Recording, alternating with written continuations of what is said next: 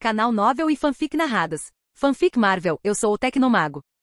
Capítulo 141. O trabalho que você faria com o Baymax é realmente significativo, disse Aidan ao professor X, enquanto o calor do sol do final da tarde projetava longas sombras pelos jardins do instituto. O som de risadas distantes do jogo de futebol entre Transformers e mutantes criava um pano de fundo estranhamente doméstico para a conversa. Como explorar e ajudar pelo mundo? Quer montar uma equipe de expedição? O Baymax pode financiar. Quer se juntar a algum grupo ambientalista ou de direitos dos animais? Nós te apoiaremos totalmente. E se você quiser ser um herói famoso, podemos criar um pacote completo para você. Ele gesticulou amplamente para o mundo além dos muros do instituto, onde as possibilidades se estendiam até onde a imaginação alcançasse. Existe um planeta inteiro lá fora, professor. Não precisa se preocupar em encontrar seu lugar nele. É hora de tirar férias de verdade, talvez começar a pensar em ter uma vida normal. Contanto que não esteja tentando derrubar governos ou infringir as normas da empresa, podemos fazer praticamente qualquer coisa acontecer. A maneira descontraída com que Aidan falava sobre remodelar a realidade para acomodar sonhos pessoais transmitia a confiança de alguém que já havia provado que coisas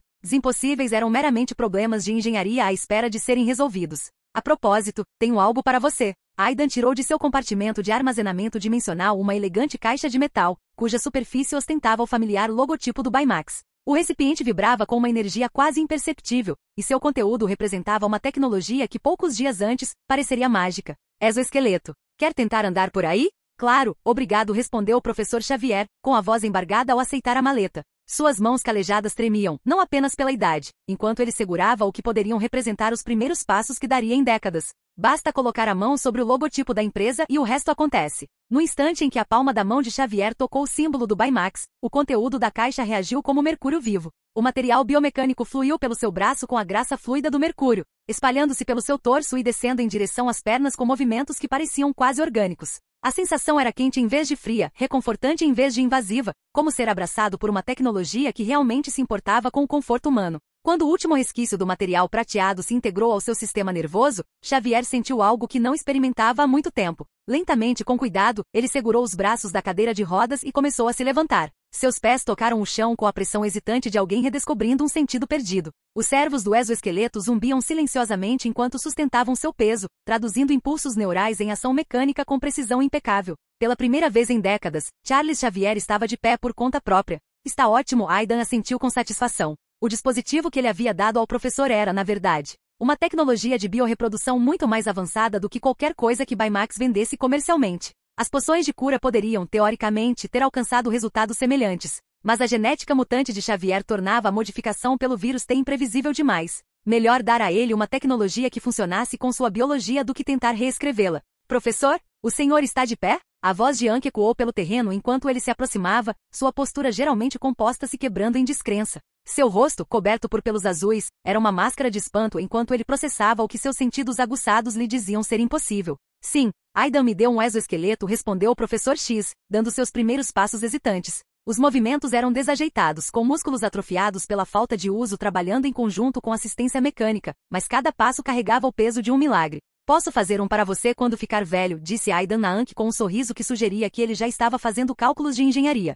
Por falar nisso, como foi a cerimônia? Muito bem. O presidente Dennis quer se encontrar com você, respondeu Anki, seu treinamento diplomático se manifestando novamente, apesar de seu espanto contínuo ao ver Xavier andar. Onde nos encontraremos? Uma prisão. Perfeito. Hora de libertar seu velho amigo da prisão, disse Aidan ao professor, que ainda estava maravilhado com o simples ato de ficar de pé. Certo, pensou o professor X em Eric e assentiu, com uma expressão que misturava expectativa e apreensão. Os três entraram no carro de Anki e começaram a dirigir rumo ao que seria um reencontro ou um confronto. A caminho. Então, como foi o espetáculo de hoje? Perguntou Aidan do banco do passageiro, observando a paisagem rural de Nova York passar pelas janelas que ainda exibiam rachaduras devido à batalha. Melhor do que eu ousava esperar, riu Anki, com um riso que demonstrava genuíno alívio. Muita gente quer agradecer pessoalmente aos mutantes que ajudaram no resgate. Passamos de inimigos públicos a heróis em cerca de 6 horas. Ótimo. Vocês precisam instalar esses locais de injeção de supressores o mais rápido possível, enquanto a cidade está sendo reconstruída, aconselhou Aidan,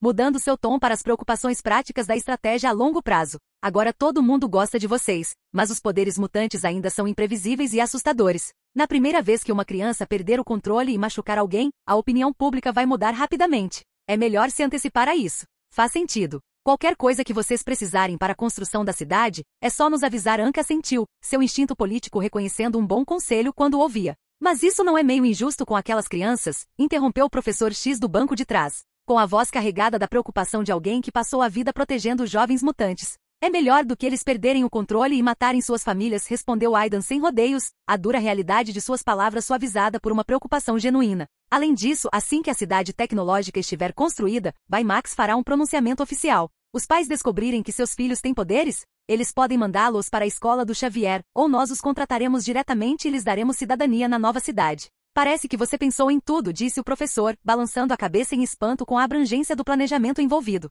Posso dar a vocês uma visão geral. Vocês ainda precisam resolver todos os detalhes, disse Aidan, dando de ombros. Basicamente, estou oferecendo uma plataforma sem discriminação, sem medo, com oportunidades reais. O que vocês farão com ela é com vocês. A estratégia era elegante em sua simplicidade. Dar tempo para os mutantes se estabilizarem, manter bons programas educacionais, oferecer perspectivas reais de carreira e disponibilizar o supressor como uma escolha genuína, e não como uma imposição. Crianças presas em lares abusivos por causa de seus poderes poderiam buscar proteção na corporação Baymax. A rede de segurança seria abrangente o suficiente para amparar qualquer um que ficasse à margem da sociedade. A instalação federal se erguia na paisagem como um tumor de concreto, sua arquitetura brutalista projetada para comunicar a futilidade da resistência. Múltiplos pontos de controle de segurança e guardas armados marcavam a passagem para o interior do complexo. Cada andar representando mais uma barreira entre Eric Lencher e o mundo que ele tentará remodelar. Senhor Parker, o senhor deveria nos deixar injetar um supressor no Magneto antes de entrar lá, advertiu o comandante da instalação enquanto caminhavam pelo último corredor. Sua voz carregava a tensão nervosa de alguém que passou anos mantendo o mutante mais perigoso do mundo sob controle.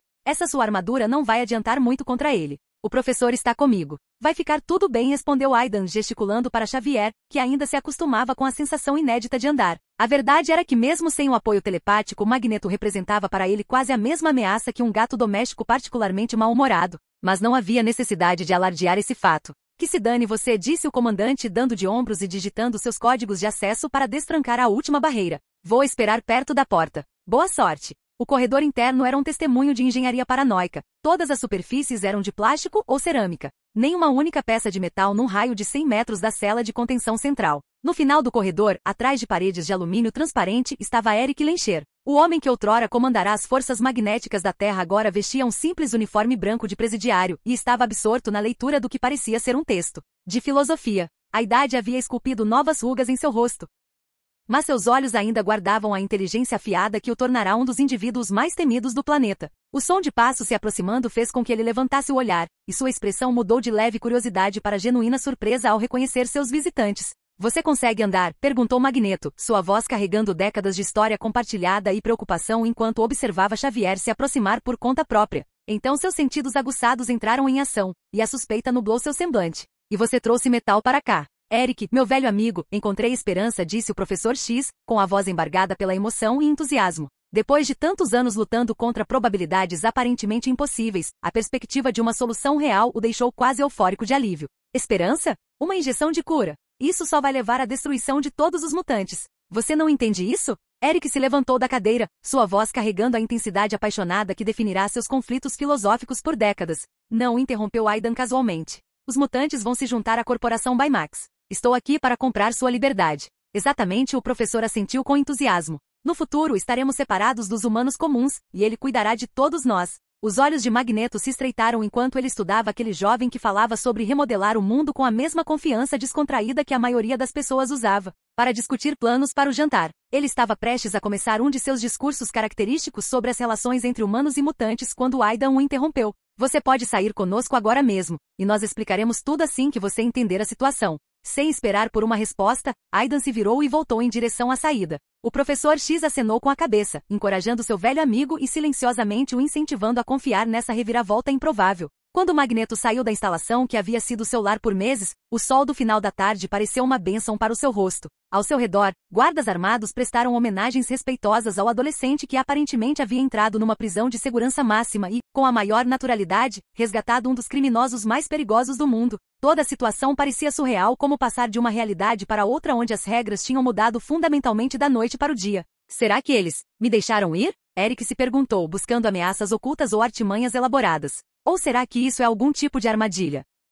Capítulo 142. Após recuperar o capacete inconfundível de Magneto do depósito de provas e assinar o que parecia uma pilha interminável de formulários de liberação, O grupo finalmente escapou do labirinto burocrático do sistema prisional federal. O peso do capacete de Eric nas mãos de Aidan era simbólico, uma relíquia da guerra sendo devolvida a um homem que talvez não precisasse mais dela. Seu sedã preto cortava o trânsito do final da tarde em direção ao Instituto Xavier, o trajeto os levando diretamente ao coração dos esforços de reconstrução de Manhattan. Através dos vidros fumê, as consequências da batalha ainda eram visíveis. Prédios exibiam cicatrizes recentes de armas de energia. Ruas mostravam remendos onde o asfalto havia sido derretido e refeito, e por toda parte, as formas brancas características dos robôs Baymax trabalhavam ao lado de equipes de construção humanas. Os androides se moviam com precisão, seus logotipos corporativos alegres conseguindo, de alguma forma, fazer com que a recuperação de desastres parecesse quase amigável. Esta era apenas a borda externa da zona de danos, mais próxima da Torre Stark, onde ocorreram os combates mais intensos.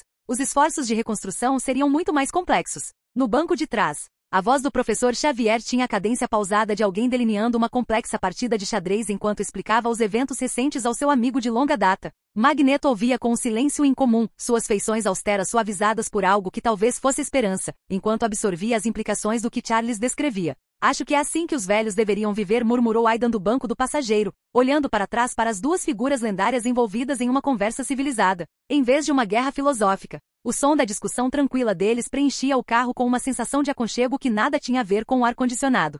Um dia a gente vai ser como eles quando estiver velho. Difícil imaginar esse tipo de aposentadoria tranquila, respondeu Hank do volante, com a voz carregada da melancolia de alguém que nunca ousara sonhar em envelhecer sem medo. Seus sentidos aguçados captaram as mudanças sutis na linguagem corporal de ambos. A tensão nos ombros de Xavier se dissipava, enquanto a postura defensiva de Eric relaxava gradualmente. Aposentadoria tranquila depois de atingir uma certa idade, e então passar tempo com seus filhos e netos, concordou Aidan, pintando um quadro de normalidade que teria parecido impossível apenas alguns dias antes. Isso é algo em que eu nunca me permiti pensar antes, admitiu Hank, afrouxando o aperto no volante à medida que a realidade da mudança em suas circunstâncias começava a se tornar clara. Vamos torcer para que a conversa deles corra bem, senão a situação complica-se rapidamente, disse Aidan, com um tom que demonstrava a preocupação prática de alguém que aprenderá a não dar por garantidos os resultados positivos. Acredito que o professor o convencerá. Ambos estão lutando pela mesma coisa agora. O futuro do nosso povo, respondeu Hank com a confiança de alguém que já havia visto Charles Xavier realizar milagres diplomáticos. Isso seria o melhor. Os jardins do Instituto Xavier surgiram à vista quando chegaram ao topo da colina, e nem mesmo Magneto conseguiu conter um leve sorriso ao ver o que estava acontecendo. A partida de futebol entre Transformers e Jovens Mutantes havia se transformado em algo semelhante a um caos organizado, com Optimus Prime aparentemente atuando como jogador e árbitro, enquanto Pyro tentava usar seus poderes para criar vantagens aerodinâmicas para os passes. A cena refletia tudo que Xavier vinha descrevendo: aceitação, integração, a possibilidade de alegria sem medo. O professor e Magneto dirigiram-se diretamente ao escritório para continuarem a sua discussão em privado, deixando Aidan a verificar os esforços de recuperação em geral. Encontrou Yinsen no centro de comunicações do Instituto, rodeado de ecrãs que mostravam o progresso da reconstrução em toda a cidade. Como está indo a limpeza? Perguntou Aidan, notando a expressão satisfeita no rosto marcado pelo tempo de Yinsen. Melhor do que o esperado. O governador recusou nosso financiamento para a reconstrução por muito orgulho, eu acho. Mas ele está permitindo que nossas equipes de construção trabalhem ao lado de sua equipe, respondeu Yinsen, apontando para imagens de robôs Baymax trabalhando em perfeita coordenação com as equipes humanas. Nossa eficiência está fazendo com que todos fiquem bem na foto, então eles estão felizes em nos ter. As implicações políticas não passaram despercebidas por nenhum dos dois. O horizonte de Nova York agora apresentava milhares de robôs brancos com o alegre logotipo do Baymax, criando uma associação visual entre a empresa e a recuperação da cidade que nenhuma quantidade de publicidade poderia ter alcançado. Qual é o panorama internacional? Perguntou Aidan, embora a tensão na postura de Yinsen já lhe tivesse dado uma pista da resposta. Uma situação mista. Todos estão sendo muito educados conosco pessoalmente, mas ainda assim estão tentando nos excluir tecnologicamente, disse Yinsen, com a expressão endurecida pela frustração de lidar com a hipocrisia diplomática. E essa sua nave-mãe está deixando todo mundo babando. Um monte de países menores está fazendo alarde sobre como deveríamos compartilhar tecnologia que beneficie toda a humanidade, ou alguma bobagem do tipo. E qual é a sua resposta? Cortem todo o comércio. Nada de poções de cura, nada de robôs médicos, nada de nada até que eles aprendam a se comportar, disse Yinsen com um sorriso de satisfação, como se tivesse todas as cartas na mão e soubesse disso. É incrível como a atitude deles muda rápido quando os carregamentos de remédios param. A nave alienígena capturada dominava a paisagem perto do instituto como uma montanha tecnológica. Mesmo danificada e sem energia, sua imponência biomecânica inspirava respeito, um lembrete de quão perto a humanidade estivera da extinção. O sol do final da tarde projetava longas sombras de sua superestrutura retorcida, criando padrões de complexidade quase artística. Aidan percorreu corredores que ainda carregavam um leve cheiro de tecnologia alienígena. Seguindo o caminho familiar até o centro de controle onde havia deixado o Dr. Banner trabalhando na engenharia reversa de sua recompensa. Ele encontrou Bruce debruçado sobre uma estação de trabalho, completamente absorto em fluxos de dados que fluíam por várias telas como cachoeiras digitais. Toda a linguagem corporal do homem demonstrava fascínio intelectual, a forma como seus ombros se curvavam para frente, como seus dedos se moviam em padrões inconscientes enquanto processava informações, a leve carranca de concentração que se tornará sua expressão padrão. Como está indo com a tecnologia alienígena? Perguntou Aidan, acomodando-se em uma cadeira próxima para estudar os símbolos e equações incompreensíveis que preenchiam as telas. Com a rainha branca cuidando da tradução, agora eu entendi muito bem, respondeu Banner, exibindo esquemas que doíam só de olhar. Esses caras tinham desenvolvido a fusão nuclear controlável em sua forma mais completa. Não apenas descobriram como funcionava, eles a dominavam completamente. Alguma coisa sobre a aniquilação da matéria positiva e negativa? Perguntou Aidan após refletir sobre as implicações de uma tecnologia energética tão avançada. Sim, eles estavam trabalhando nisso, mas ainda não tinham resolvido o problema de controle, disse Banner, com um tom de alívio, como se tivesse escapado por pouco. Ainda está muito além do que conseguimos, mas não é uma arma. Ainda bem para nós. Se eles tivessem realmente descoberto isso, estaríamos todos mortos agora, observou Aidan com humor negro. Seus cálculos mentais sugeriam que 3 bombas de antimatéria construídas corretamente poderiam esterilizar o planeta inteiro, o tipo de arma que fazia os arsenais nucleares parecerem fogos de artifício. Sem brincadeira, concordou Banner, com a mente claramente repleta de horrores matemáticos semelhantes. Certo, estarei indo para Asgard com Thor daqui a alguns dias. Acha que consegue lidar com a manutenção da nave com a Rainha Branca te dando cobertura? Deve ficar tudo bem, mas... A voz de Banner foi diminuindo, e seus ombros se tensionaram com a preocupação familiar. Estou meio preocupado em perder o controle enquanto você estiver fora. O Hulk tem estado bem calmo ultimamente, mas isso pode mudar. Vou construir uma arena de luta decente para você antes de ir embora, disse Aidan, estendendo a mão para dar um tapinha no ombro de Banner, num gesto que esperava ser tranquilizador. Algo resistente o suficiente para você se soltar de verdade sem machucar ninguém. Assim que a cidade tecnológica estiver pronta, vou projetar alguns parceiros de treino adequados para você. A ideia vinha amadurecendo em sua mente há semanas. Drones de combate especializados que pudessem dar ao Hulk um treino de verdade sem risco de baixas civis. Talvez até alguns voluntários Transformers que pudessem aguentar o castigo e curtir o desafio. Até lá, se as coisas ficarem complicadas, é só ligar que eu volto imediatamente pelo portal. Valeu, cara. Isso, realmente ajuda muito. O alívio de Banner era evidente na forma como seus ombros relaxaram. Sabe, talvez você devesse tentar conversar com o chefão algum dia, sugeriu Aidan. Se vocês conseguissem chegar a um acordo de divisão de tempo, provavelmente seria melhor para os dois. Sempre achei que é melhor resolver os problemas trabalhando do que lutar contra eles. Banner abriu a boca para responder, mas a fechou assim que a sugestão foi assimilada. Sua expressão oscilou entre surpresa, consideração e algo que talvez fosse esperança. Vou pensar nisso. Ótimo. Vou passar o dia estudando isso com você. Aproveito para te apresentar mais tecnologias do Baymax, disse Aidan, se preparando para uma longa sessão. O holograma da Rainha Branca se materializou ao lado deles no momento perfeito. Ah, e aqui está uma vantagem de trabalhar para nós, acrescentou Aidan com um sorriso. A White Queen ainda está dirigindo filmes, e os funcionários da empresa têm acesso antecipado a tudo. Ela faz filmes? As sobrancelhas de Banner se ergueram em surpresa. A projeção da inteligência artificial endireitou-se com evidente orgulho. Concluí a Era de Ouro, O Poderoso Chefão, Green Book e O Poderoso Chefão Parte 2. Infelizmente, estive muito ocupado com os acontecimentos recentes para lançar algo novo. Espere, você fez esses filmes? Banner olhou para o holograma com algo próximo ao espanto. Eu vi O Poderoso Chefão nos cinemas, foi incrível. Obrigada. Eu tento manter certos padrões, respondeu a Rainha Branca, aceitando com gratidão o elogio merecido. É como ter a sala de projeção privada mais avançada do mundo, refletiu Banner. Os dois se acomodaram para o que se tornou uma sessão técnica que duraria a noite toda, mergulhando fundo na tecnologia alienígena enquanto telas ao redor exibiam o progresso constante de um mundo que lentamente se reconstruía. Enquanto isso, no escritório de Xavier, 2 velhos amigos continuavam uma conversa que determinaria o futuro de toda a sua espécie. Capítulo 143. O amanhecer invadiu os jardins do Instituto Xavier com a cadência lenta do início do outono, pintando o céu com tons pastéis suaves que faziam as folhas amareladas parecerem brilhar por dentro. O orvalho da manhã se agarrava às folhas de grama como pequenos diamantes, cada gota capturando a luz antes de a gravidade puxá-la para a terra em deslizamentos lentos e hipnóticos. O ar trazia aquela brisa fresca que prometia dias mais frios pela frente, tingido com o aroma terroso das folhas que iniciavam sua transformação final. Após uma noite inteira de apresentações técnicas e demonstrações dos sistemas, Banner tinha um sólido domínio de suas novas responsabilidades. A lista de tarefas era ambiciosa, mas administrável. Consertar a nave-mãe alienígena, fazer engenharia reversa da tecnologia Chitauri, aprimorar os sistemas de robôs de defesa e, de alguma forma, descobrir como transformar os cadáveres dos Leviatãs em combatentes dignos de entretenimento na arena. Só as possibilidades de integração do vírus T já o manteriam ocupado por meses. Mas havia algo mais na lista de prioridades que fazia o coração de engenheiro disparar de expectativa: o lançamento do primeiro satélite dedicado da Baymax Corporation.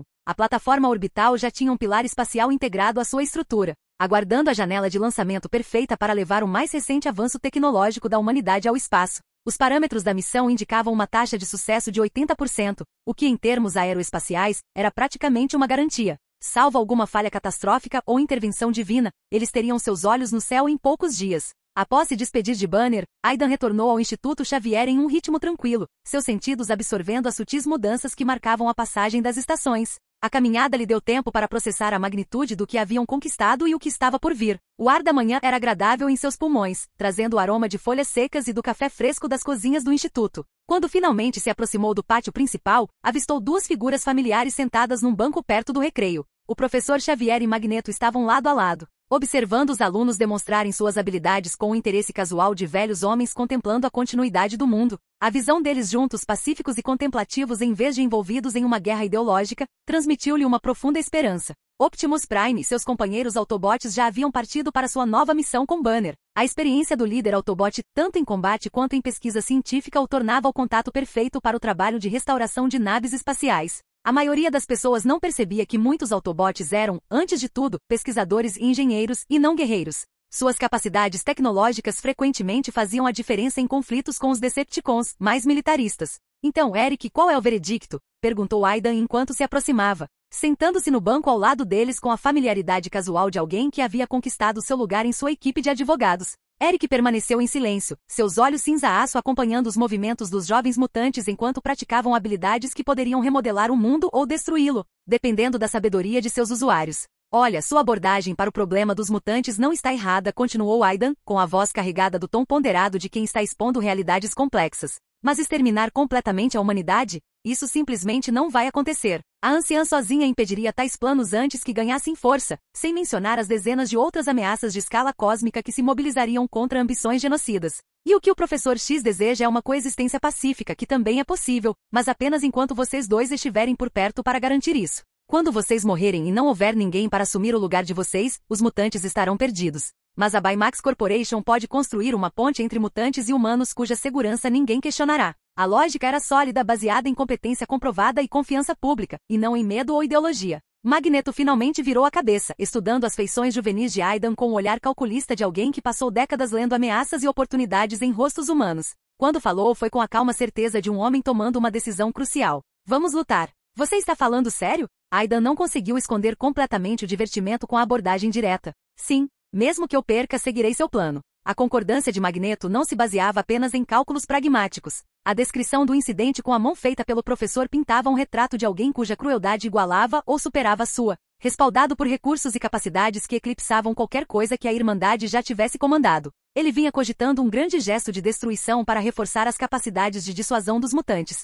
Agora, estava sentado diante de alguém que já havia demonstrado esse nível de comprometimento em proteger o que lhe era importante. Você está pronto para fazer isso agora? Perguntou Aidan com uma expressão que misturava curiosidade e leve preocupação. Claro. Magneto começou a se levantar do banco, a confiança irradiando de cada linha de sua postura. O conhecimento que o professor X tinha das capacidades de Aidan se limitava àquele enorme mecha que ele havia implantado durante a invasão. Na avaliação de Magneto, qualquer ameaça puramente tecnológica era essencialmente um brinquedo, algo a ser desmontado com o pensamento e a aplicação adequada de campos magnéticos. Assim que Eric atingiu sua altura máxima, faíscas vermelhas começaram a dançar ao redor das pontas dos dedos de Aidan com a graça preguiçosa de vagalumes. Ah, é mesmo, eu ainda tenho seu capacete, disse Aidan com genuíno divertimento enquanto os olhos de Magneto ficavam vidrados e seu corpo congelava no meio do movimento. O mestre do magnetismo permaneceu imóvel como uma estátua, sua consciência temporariamente deslocada por forças além de sua considerável experiência. Energia psíquica? Perguntou o professor Xavier, inclinando-se para frente com interesse erudito, apesar da demonstração estar sendo realizada em seu amigo mais antigo. Magia mental. Só um truquezinho. Aidan acenou com a mão desdenhosamente e a consciência retornou lentamente aos olhos cinza-aço de Magneto. Eu não esperava que este mundo realmente tivesse magia. A voz do professor X carregava a admiração de alguém cuja compreensão da realidade acabará de se expandir significativamente. Eu não usei magia antes? Aidan pareceu genuinamente perplexo com o descuido. Os portais quando eu estava no Mecha? Eu não estava observando você especificamente, admitiu o professor com um leve sorriso. Bem, há muita coisa escondida neste mundo. Mas vocês, mutantes, são bastante impressionantes. A primeira coisa que Magneto fez ao se recuperar foi olhar atentamente para o professor X, procurando por sinais de interferência telepática. Xavier rapidamente ergueu as duas mãos num gesto de inocência, deixando claro que não tinha nada a ver com a manipulação mental. Muito bem, você perdeu, disse Aidan, erguendo uma sobrancelha para o mestre do magnetismo, que ainda estava atônito. Você também é um mutante? A voz de Magneto carregava mais curiosidade do que acusação. Não, mágica. Aidan estalou os dedos com um toque teatral, esperando as faíscas vermelhas familiares que normalmente acompanhavam tais gestos. Nada aconteceu. Ele tentou novamente. Ainda nada. Sem faíscas hoje, eu acho. Mas sim, definitivamente mágica. O momento foi salvo quando ele abriu a palma da mão, revelando um pequeno círculo mágico dourado girando lentamente sobre sua pele. Apesar de sua idade avançada e experiência com o impossível, Magneto ainda precisava de um momento para processar essa revisão fundamental de sua visão de mundo. Mas décadas de adaptação a circunstâncias extraordinárias lhe serviram bem. Ele aceitou a realidade da magia com a mesma flexibilidade pragmática que o manteve vivo em inúmeros conflitos. Então, o que você precisa de mim? Perguntou Magneto, com a voz carregada do tom resignado de alguém que reconhecera uma força superior e estava pronto para negociar os termos. Quero que você reúna a Irmandade e depois cuide de alguns trâmites internos. Não podemos ignorar os mutantes que ultrapassaram os limites. O tom de Aidan mudou para uma eficiência profissional enquanto ele detalhava as novas responsabilidades de Eric. O que acontece com eles? Qualquer pessoa que matar alguém simplesmente por achar que os humanos são inferiores será executada. Ponto final. Quem matar por discriminação receberá prisão perpétua. Em casos de legítima defesa, quando alguém estava sendo intimidado ou atacado, talvez 1 ou 2 anos, dependendo das circunstâncias. Aidan retirou uma lista detalhada de seu armazenamento dimensional e a entregou com a eficiência casual de alguém que já havia feito o trabalho de investigação. Todos os crimes deles estão documentados lá. Preciso que você cuide pessoalmente da aplicação da lei. Magneto aceitou os papéis com um ar sombrio, examinando nomes e crimes com a atenção metódica de alguém que analisa um relatório de baixas militares. Isso é necessário. Muitos membros da Irmandade têm sérios problemas psicológicos, personalidades antissociais, fantasias de vingança, o pacote completo. A Baymax Corporation não pode aceitar pessoas assim, mas darei a vocês a descrição para decidir quem é recuperável e quem receberá uma oferta de emprego. Só certifique-se de que as pessoas dessa lista não apareçam procurando emprego. O professor Xavier inclinou-se para analisar a documentação e seus ombros relaxaram ligeiramente ao confirmar que o nome de Ravi não estava entre os condenados. O alívio foi sutil, mas inegável. A maioria dos membros da Irmandade não era particularmente poderosa, suas habilidades eram frequentemente o tipo de mutações que dificultavam a vida normal, em vez de conferir capacidades impressionantes. Alguns escolheram a rebelião, outros simplesmente tentaram se esconder. Todos carregavam as cicatrizes psicológicas da discriminação sistemática. Magneto segurou a lista em silêncio por longos minutos, sua expressão oscilando entre cálculo, arrependimento e finalmente aceitação sombria. Certo, vou organizar e estabelecer a Irmandade o mais rápido possível. Ótimo. Aidan fez um gesto, e uma caixa metálica retangular materializou-se do nada com a demonstração casual de poder que estava se tornando sua marca registrada. Aqui está um lote de supressores. Quem quiser voltar ao normal pode optar por usá-los. Magneto aceitou os suprimentos médicos com um aceno de cabeça, já catalogando mentalmente quais de seus seguidores poderiam acolher a oportunidade de abandonar habilidades que não lhes haviam trazido nada além de sofrimento. Durante esse período de transição, você trabalhará com o professor para rastrear mutantes escondidos por todo o país. Você lida com qualquer situação que exija força, ele cuida da parte da conversa. A divisão de tarefas fazia sentido, mas Magneto parecia confuso. Com base em tudo que Charles lhe havia contado, aquele jovem parecia desaprovar o comportamento imprudente dos mutantes. Depois que tudo estiver estabilizado, vou tomar a injeção supressora, disse o professor Xavier, percebendo a confusão do amigo e esclarecendo a situação com um sorriso tranquilo. O anúncio atingiu Magneto como um soco. Ele olhou para Charles em completo choque, tentando entender por que alguém abriria mão voluntariamente das próprias habilidades que definiam sua identidade e propósito.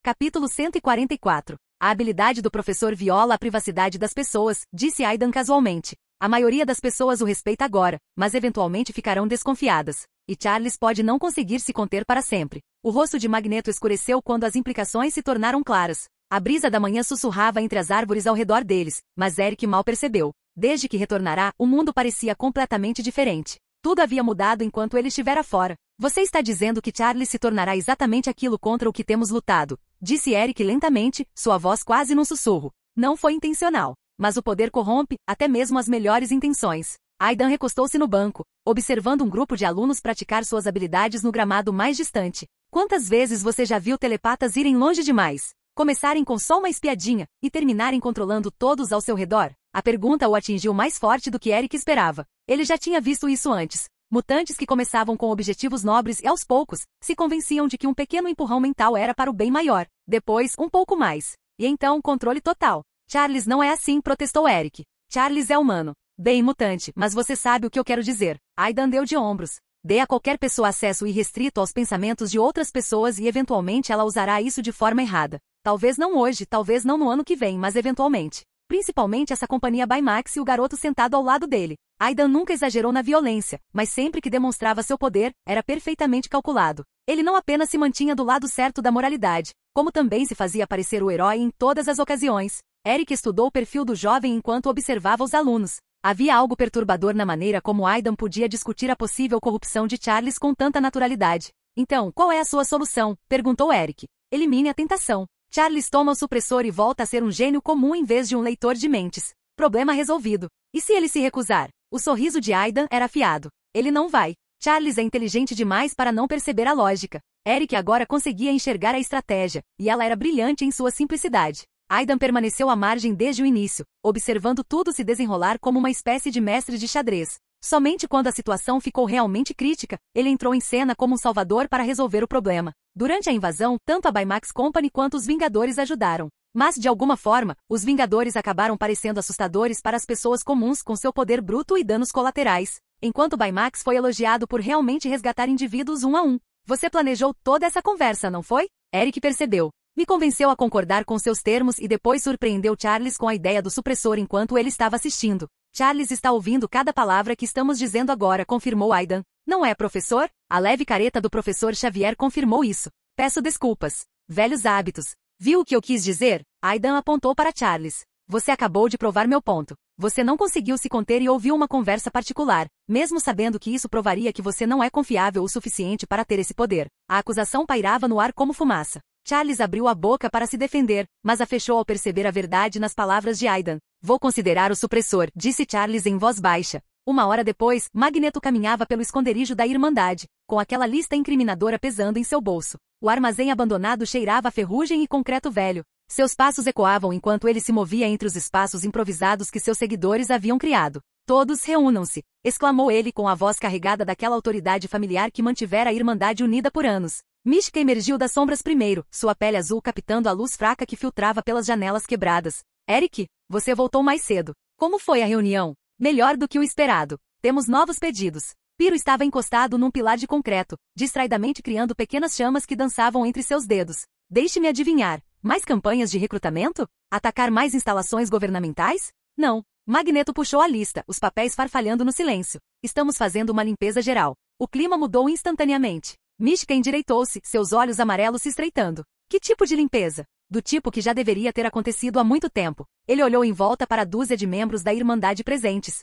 Alguns dos nossos foram longe demais. Mataram inocentes. Tornaram-se os monstros que os humanos dizem que somos. Sapo se remexeu inquieto no canto, sua língua passando rapidamente para umedecer os lábios. Chefe, você não está falando sobre. Estou falando de justiça. A voz de Magneto cortou o ar como uma lâmina. Lutamos pelos direitos dos mutantes, não pela supremacia mutante. Há uma diferença. Ele começou a ler os nomes da lista. A cada nome, os rostos ao redor da sala ficavam mais tensos. Não eram estranhos, eram pessoas com quem haviam lutado lado a lado, compartilhado refeições, em quem haviam confiado suas vidas. É isso que estamos fazendo agora, continuou Magneto. Nós mesmos limpamos a nossa bagunça. Mostramos ao mundo que os mutantes podem se policiar. E se eles resistirem? Perguntou Dentes de Sabre, lá de trás, com a voz num rosnado baixo. Os olhos de Magneto brilharam. Então eles vão descobrir por que eu lidero a Irmandade. Enquanto isso, o professor Xavier permanecia sentado no cérebro, o amplificador zumbindo ao redor de seu crânio, enquanto ele projetava sua consciência por vastas distâncias. Cada assinatura mutante surgia em sua mente como uma estrela distante, algumas brilhantes e nítidas, outras cintilando com medo ou dor.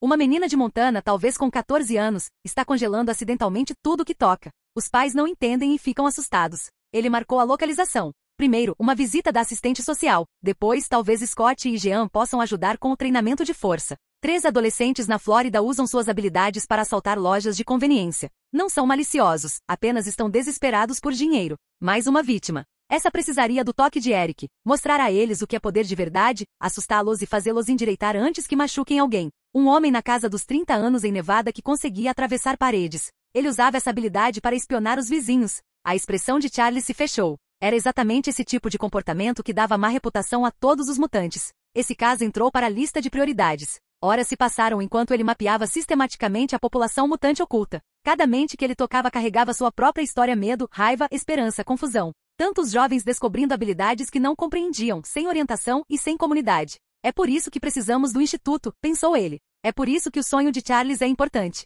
Mas as palavras de Aidan ecoavam em sua mente. Quantas vezes ele havia justificado um pequeno empurrão telepático aqui, um pequeno ajuste mental ali. Sempre por bons motivos, é claro. Sempre para ajudar. Talvez seja exatamente assim que tudo começa. Lá embaixo na colmeia, Aidan atravessou um portal e se viu de volta na ilha Apex. A transição do ar outonal para a atmosfera reciclada do laboratório sempre levava um tempinho para se acostumar. Mai e Peter já tinham voltado para casa, no Queens, uma decisão inteligente, já que o Queens ficava longe o suficiente de Manhattan para evitar os piores danos da invasão. O laboratório fervilhava de atividade, mesmo sem nenhum humano trabalhando ali. Braços robóticos se moviam em uma coreografia precisa, montando componentes para projetos nos quais ele mal tivera tempo de pensar. A inteligência artificial estivera ocupada enquanto ele estivera fora. Ele caminhou pelo andar principal, seu reflexo se multiplicando nas superfícies polidas ao seu redor. O scanner o reconheceu e o piso começou sua descida familiar. Uma luz verde o envolveu enquanto os sistemas de segurança confirmavam sua identidade pela 12ª vez. O elevador desceu por camadas de engenharia cada vez mais complexas. Primeiro, os níveis de pesquisa, depois a produção e, por fim, as seções das profundezas oceânicas, onde a pressão real começava. Através das paredes de acrílico, ele vislumbrou um mundo subaquático que a maioria dos humanos jamais veria. Cardumes de peixes moviam-se em formação perfeita diante das janelas, suas escamas prateadas captando a luz artificial. Em algum lugar ao longe, formas maiores moviam-se na escuridão, criaturas que haviam feito de suas águas profundas ao redor da ilha seu lar. Um tentáculo de lula gigante roçou o casco externo.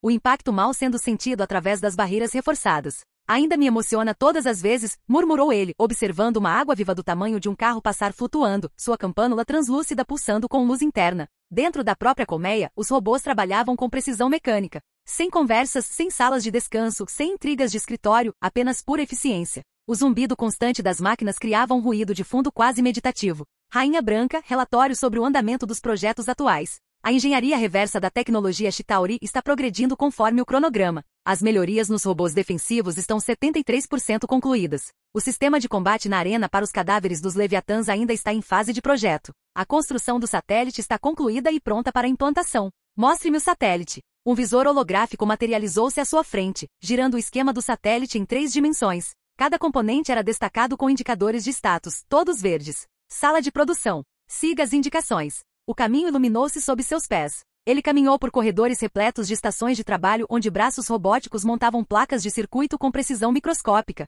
O ar tinha um leve cheiro de ozônio e metal quente. O galpão de produção era enorme, facilmente do tamanho de um hangar de aviões. Seu satélite repousava no centro como uma escultura tecnológica. Painéis solares dobrados contra suas laterais como asas adormecidas, o corpo cilíndrico principal brilhando sob as luzes de trabalho. A antena parabólica apontava para o que em breve seria a Terra, e o pilar espacial estava montado de forma proeminente na extremidade frontal, onde a energia ainda pulsava em ondas lentas e hipnóticas. Lindo trabalho, disse Aidan, caminhando ao redor do satélite para inspecionar cada ângulo. Algum ajuste de última hora necessário? Construído segundo especificações exatas. Todos os sistemas testados e funcionais. Perfeito. Vamos enviar essa belezinha para a órbita. Ele recuou para uma distância segura, iniciando o teletransporte, monitorando captura gravitacional e inserção orbital, monitoramento de todos os sistemas. O ar ao redor do satélite começou a cintilar. Faíscas elétricas dançavam em sua superfície, ficando cada vez mais brilhantes até formarem um campo coerente. A realidade se curvou, se distorceu, e o satélite simplesmente deixou de existir naquele local. A armadura de combate de Aidan já havia se materializado ao seu redor.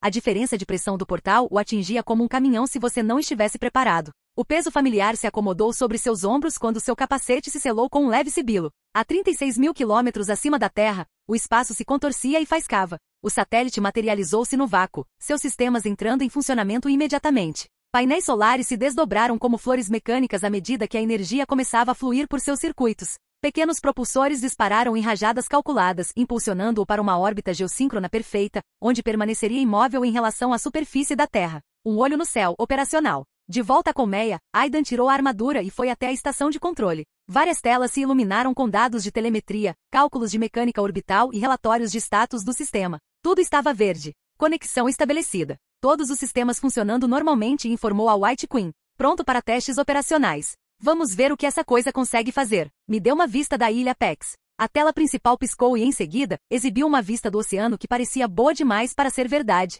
Cores vibrantes demais, detalhes perfeitos demais. Desative o aprimoramento de imagem, disse ele, reconhecendo o processamento artificial. Quero sinal bruto. Aprimoramento desativado. A verdadeira Apex Island apareceu na tela. O edifício central branco erguendo-se da vegetação tropical. Praias com padrões de areia reais em vez de curvas perfeitas e a área de construção onde a grama ainda se recuperava da ação das máquinas pesadas. Real, imperfeita, autêntica. Agora me mostre o Instituto Xavier. As câmeras do satélite giraram suavemente, refocalizando centenas de quilômetros em segundos. O campus do Instituto apareceu com detalhes nítidos, estudantes se movendo pelos gramados, alguns usando seus poderes de maneira sutis. Uma garota fazia as flores desabrocharem mais rápido, outro levitava seu dever de casa enquanto caminhava. A qualidade da imagem é perfeita. E quanto às funções especiais? Todos os sensores operacionais. Análise do espectro eletromagnético, imagens térmicas, detecção de movimento e recursos de interceptação de comunicação online. Ótimo! Agora vamos testar o verdadeiro prêmio. Vou subir à superfície para testes de teletransporte.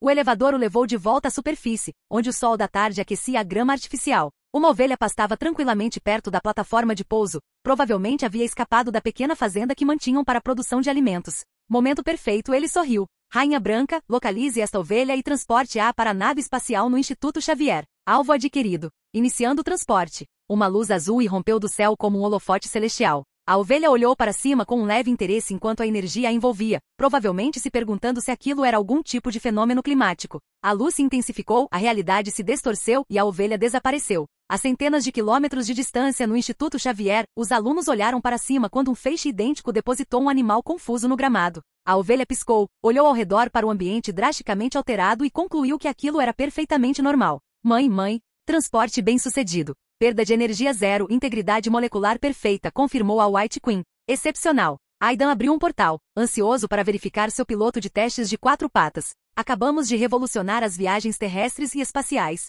A energia familiar do portal o envolveu enquanto ele atravessava as dimensões como quem passa por uma porta. No Instituto Xavier, a ovelha já estava fazendo amizade com alguns alunos que ficaram encantados com seu aparecimento repentino. Scott Summers tentava explicar mecânica orbital para um grupo de adolescentes que estavam mais interessados em saber se podiam se teletransportar. Podemos experimentar? Perguntou um aluno, entusiasmado. De jeito nenhum, respondeu Scott firmemente. Não estamos testando tecnologia experimental em estudantes. Mas a ovelha parece bem, observou outro. A ovelha, por sua vez, decidiu que a viagem interdimensional era consideravelmente menos interessante do que a grama que estava comendo no momento. Aidan surgiu de seu portal ali perto, atraindo olhares curiosos dos alunos. Como está nosso sujeito de teste? Parece perfeitamente normal, admitiu Scott. Mas isso não significa que... Relaxa, Summers. Não pretendo teletransportar estudantes tão cedo. Aidan ajoelhou-se para examinar a ovelha, passando a mão pela lã para verificar se havia algum sinal de deslocamento molecular. Mas quando aperfeiçoarmos o sistema, você poderá visitar qualquer lugar da Terra instantaneamente.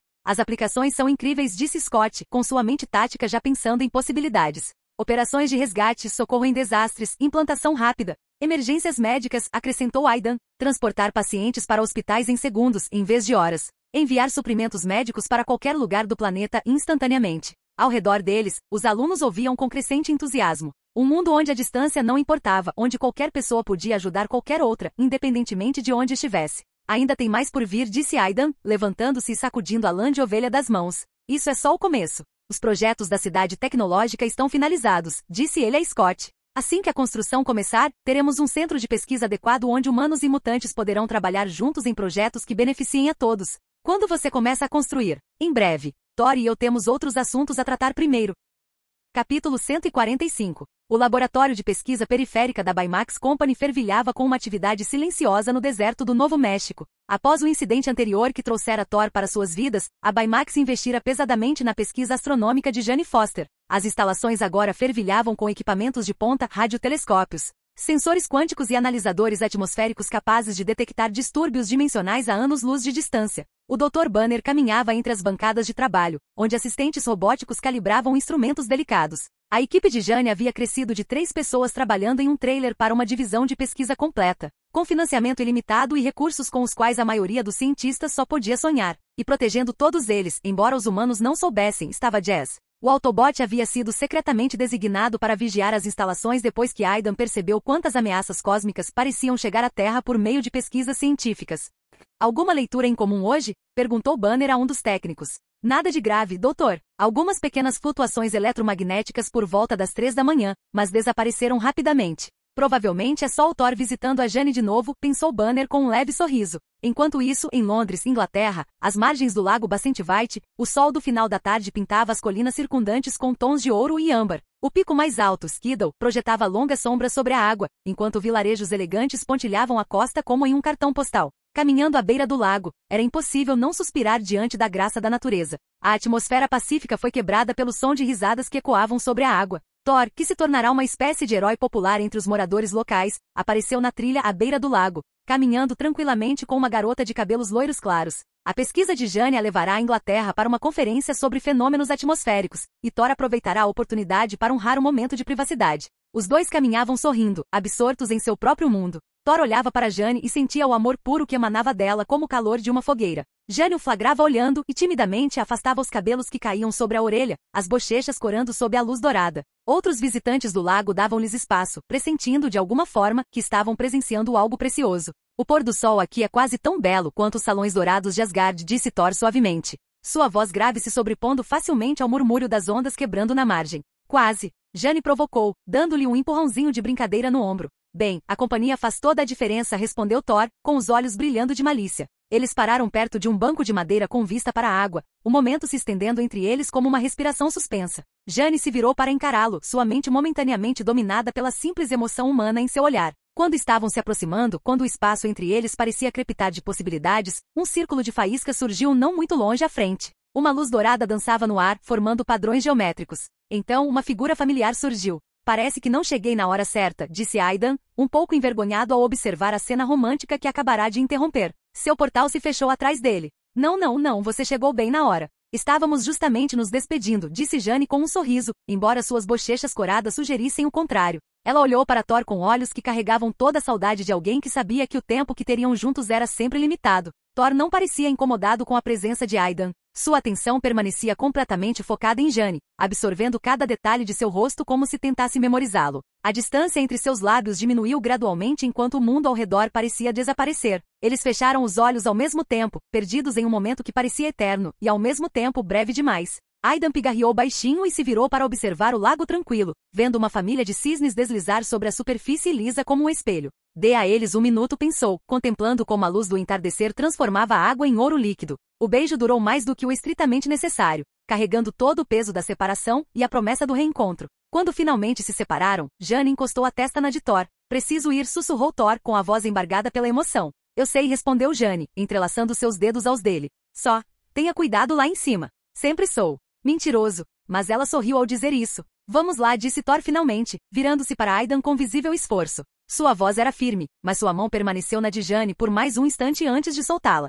Jane deu um passo para trás, abraçando-se enquanto a brisa da noite soprava sobre a água. Acenou levemente para ambos antes de voltar em direção à vila, sua silhueta desaparecendo gradualmente entre as árvores. Você não vai levar sua namorada com você? Perguntou Aidan, curioso, observando Jane se afastar. Não, Thor balançou a cabeça, seu olhar seguindo Jane até que ela desaparecesse completamente de vista. A rebelião dos 9 reinos não foi resolvida, e continuarei lutando depois que voltar. Temo que ela seja injustiçada em Asgard. Quando a situação nos 9 reinos se estabilizar, voltarei para buscá-la. Aidan ergueu uma sobrancelha. Sua excelência onde não deveria tentar constranger uma mulher mortal. Embora meu pai não tenha aprovado o que aconteceu entre mim e ela, ele ainda não a detesta. Só tenho medo de que não haja ninguém para lhe fazer companhia. A expressão de Thor tornou-se preocupada. Asgard pode ser isoladora para alguém que não nasceu lá. A política da corte, os costumes, o simples fato de que todos os outros viveram por séculos enquanto ela mal viveu 3 décadas. Afinal, ela não conhece o lugar, concordou Aidan. A diferença entre a vida em Asgard e na Terra era imensa. Como comparar uma corte medieval à civilização moderna, só que com magia e consequências cósmicas? Thor pareceu ter uma ideia e seu rosto se iluminou ligeiramente. Que tal você cuidar dela para mim? Você não quer aprender magia em Asgard? Eu? Aidan ficou atônito por um momento, depois balançou a cabeça rapidamente. Não faça isso. Eu já sou muito bom em magia. Vou para Nidavellir em breve para aprender forja. Realmente não tenho tempo. A ideia de cuidar da namorada de Thor enquanto aprendia técnicas de ferreiro anãs não era nada atraente. Além disso, Jane Foster era perfeitamente capaz de cuidar de si mesma, afinal, ela havia sobrevivido ao primeiro contato com o príncipe asgardiano. Bem, então só me resta resolver a rebelião dos 9 reinos o mais rápido possível, suspirou Thor, com clara decepção na voz. Ainda falta muito tempo, e não é tão ruim assim, disse Aidan, dando um tapinha reconfortante no ombro dele. Quando o elixir da imortalidade estiver refinado, eu o enviarei para você o mais rápido possível. Nessa altura, Sua Excelência onde não deverá se opor a você. A expressão de Thor se iluminou de esperança. Você realmente acha que o elixir da imortalidade vai funcionar? Se não funcionar, darei um jeito. Sempre há uma solução se você estiver disposto a procurar com afinco. Bem, vamos até a prisão da SHIELD e resgatar meu irmão Loki, disse Thor, com um tom mais sério. O momento de vulnerabilidade havia passado. Agora ele se preparava para o dever novamente. O que você vai fazer com ele? Perguntou Aidan, curioso, enquanto começava a traçar os padrões familiares de um portal no ar. Faíscas douradas seguiam seus dedos, formando as figuras geométricas que os levariam através das dimensões. Ele será preso para o resto da vida e trancado na masmorra, disse Thor com naturalidade. O portal estabilizou, revelando um vislumbre de uma instalação governamental estéril do outro lado. Há pessoas extremamente cruéis lá dentro, criminosos reincidentes de todos os 9 reinos. Aidan seguiu Thor através do portal dimensional, sentindo o formigamento familiar da viagem pelo portal percorrer sua pele. Então seu irmão será miserável no futuro, disse ele com um divertimento sombrio. Sim, ninguém consegue escapar de lá. Possui as defesas mais fortes de todos os 9 reinos. A voz de Thor carregava o peso de alguém que havia testemunhado essas defesas em primeira mão. Meu pai não acredita em meias medidas quando se trata de justiça. Quando Aidan e Thor apareceram no escritório governamental impessoal, o diretor Fury os aguardava com seu característico sobretudo preto. Seu único olho acompanhando a chegada deles com a atenção de alguém que aprendeu a nunca se surpreender com visitantes interdimensionais. Mas ele não estava sozinho. Toda a equipe dos Vingadores ocupava a sala. O Capitão América estava perto da janela, com o escudo encostado na parede, enquanto a Viúva Negra se apoiava em uma mesa com os braços cruzados. O Gavião Arqueiro estava sentado em uma cadeira no canto, checando distraidamente seu arco. E Banner erguia os olhos de um tablet que exibia o que pareciam ser leituras de energia. Vocês estão todos aqui, disse Aidan, genuinamente surpreso ao ver toda a equipe reunida. Eu não esperava um comitê de boas-vindas. Eu também estava preocupado que você aparecesse diretamente na prisão, disse Fury, dando um passo à frente. Não gostaria que você acionasse acidentalmente todos os nossos sistemas de segurança. Eu não seria tão grosseiro. Aidan deu de ombros e observou a sala com mais atenção. Todos pareciam tensos, como se estivessem se preparando para mais notícias. Vocês têm algo a ver comigo? Obviamente estão aqui por algo mais do que uma simples visita social. Tony Stark, que estivera estranhamente quieto no fundo da sala, deu um passo à frente. Sua aparência, geralmente impecável, estava um pouco desarrumada, sugerindo que ele havia trabalhado a noite toda novamente. Preciso conversar com você. Vamos lá fora. Sem esperar por uma resposta, Tony empurrou a porta e saiu para o corredor. Felizmente, o corredor lá fora estava vazio, e seus passos ecoavam pelas paredes institucionais repletas de obras de arte genéricas do governo. Tony caminhou uma boa distância do escritório antes de parar, claramente querendo privacidade para o que quer que tivesse a dizer. Sobre o que você quer conversar a sós? Perguntou Aidan, observando a expressão incomumente séria de Tony. Tony ficou em silêncio por um longo momento, encarando um ponto além do ombro de Aidan. Quando finalmente falou, sua voz estava mais baixa que o normal, sem nenhum traço de sua confiança habitual. Depois dessa invasão alienígena, tenho algumas ideias. Antes que Aidan pudesse responder, Tony continuou, as palavras jorrando como se as tivesse ensaiado. Descobri antes que, embora Loki possa controlar a mente de outras pessoas, ele não tem efeito sobre um corpo mecânico. E diante de uma invasão, embora mal tenhamos resistido, isso também se deveu às suas habilidades. Mas e se acontecer da próxima vez? E se você não estiver lá? E se estivermos enfrentando algo ainda pior? Aidan permaneceu em silêncio, compreendendo para onde aquilo estava caminhando. Tony tinha razão em se preocupar. Se não houvesse um acordo comercial entre eles, Aidan provavelmente nem teria se envolvido na Batalha de Nova York. Ele não compartilhava o mesmo instinto protetor pela Terra que motivava os Vingadores. E sua empresa me inspirou, continuou Tony, com sua mente de engenheiro claramente trabalhando em problemas complexos. Quero criar um exército mecânico mais poderoso, um comandante de inteligência artificial que possa proteger a Terra quando nós não pudermos. A confissão pairava entre eles. Jarvis era impressionante para uma inteligência artificial criada por humanos, mas fora projetado para auxiliar, não para comandar. A Rainha Branca administrava os sistemas internos da Baymax Corporation, mas nem mesmo ela conseguia controlar diretamente as milhares de unidades Baymax espalhadas pelo mundo. Eram inteligências independentes que simplesmente compartilhavam programação e objetivos comuns. O que você vai fazer? Perguntou Aidan, embora já estivesse começando a suspeitar da resposta. Quero pegar emprestado o cetro que você tem em mãos, disse Tony, sua arrogância habitual substituída por um desespero sincero. Preciso da joia da mente. Aidan suspirou. Ele já esperava por esse pedido desde que Tony tinha visto o cetro de Loki de perto durante a batalha. Não faz muito tempo desde o acidente com a pesquisa da SHIELD sobre o Tesseract. Tem certeza de que não haverá problemas com sua pesquisa sobre o cetro da mente? Eu não sou como eles, respondeu Tony rapidamente. A SHIELD estava tentando criar armas. Eu quero criar protetores. Além disso, a pesquisa da Terra sobre o Tesseract já foi divulgada para forças OX em toda a galáxia. Preciso encontrar uma maneira de nos dar a capacidade de resistir por conta própria. Sua voz assumiu um tom ligeiramente suplicante. O Tesseract será levado de volta para Asgard. A joia da mente é nossa única chance de criar algo que possa resistir à próxima invasão. O fato de Tony Stark pedir ajuda em vez de declarar que podia lidar com tudo sozinho era raro o suficiente para ser genuinamente preocupante. O ego do homem era geralmente tão grande que parecia ter seu próprio campo gravitacional. Aidan analisou o pedido cuidadosamente. A linha do tempo já havia mudado significativamente sob sua influência. Talvez Ultron, se surgisse, não considerasse o genocídio como a solução padrão para os problemas da humanidade. E as motivações de Tony eram genuinamente altruístas, mesmo que seus métodos fossem questionáveis. O homem já havia provado que estava disposto a se sacrificar pelo bem maior. Sim, disse Aidan finalmente. Mas preciso usá-lo por mais um tempo. Pedirei ao Dr. Banner que entre em contato com você quando estiver pronto. Que ótimo! O alívio de Tony foi imediato e avassalador. Ele deu um passo à frente e puxou Aidan para um abraço entusiasmado, suas barreiras emocionais habituais completamente derrubadas. Muito obrigado. Obrigado por confiar em mim. Só espero não me arrepender disso, pensou Aidan enquanto retribuía o abraço. Mas às vezes é preciso correr riscos pelo bem maior. Só, tenha cuidado com isso, Tony. Essa pedra tem o poder de amplificar o que já existe na mente de alguém. Certifique-se de que o que ela encontrar lá seja algo com que você possa conviver. Tony assentiu seriamente, compreendendo o aviso. Eu prometo. Enquanto caminhavam de volta para o escritório, Aidan não conseguia se livrar da sensação de que acabará de desencadear algo monumental. Se isso salvaria o mundo ou condenaria, só o tempo diria. Acho que descobriremos em breve.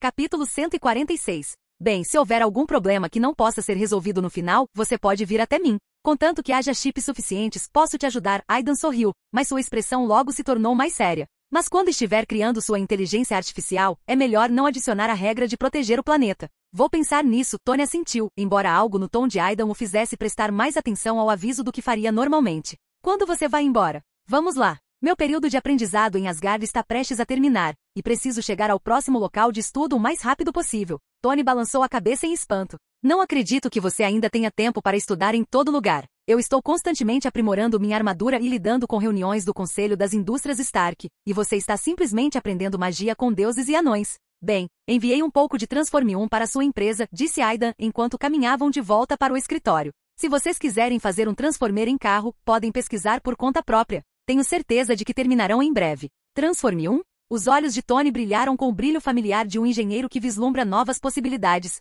Como mercúrio líquido só que sólido. Ou mais como matéria programável. Você vai descobrir. Só não tente torná-lo senciente imediatamente, vá com calma. Sim, Tony assentiu, genuinamente tocado pelo gesto. A maioria das pessoas via sua riqueza e presumia que ele não precisava de ajuda, mas Aidan sempre oferecia recursos e conhecimento de forma espontânea. Eles retornaram ao escritório onde o restante dos Vingadores os aguardava, com uma tensão mal disfarçada. Loki havia sido escoltado para lá durante a ausência deles, preso em dispositivos de alta tecnologia que pareciam capazes de conter uma pequena explosão. Algemas prendiam seus pulsos, enquanto uma máscara de metal cobria a metade inferior de seu rosto, presumivelmente para impedi-lo de usar a lábia para se libertar ou lançar feitiços. Aidan olhou para a máscara que cobria a boca de Loki e sua mente imediatamente vagou para lugares muito inapropriados. Concentre-se, disse a si mesmo com firmeza, não é hora para pensamentos estranhos. O próprio deus da travessura parecia notavelmente sereno para alguém que enfrentava prisão perpétua. Seus olhos verdes acompanhavam cada movimento na sala com inteligência calculista, como se estivesse arquivando informações para uso futuro.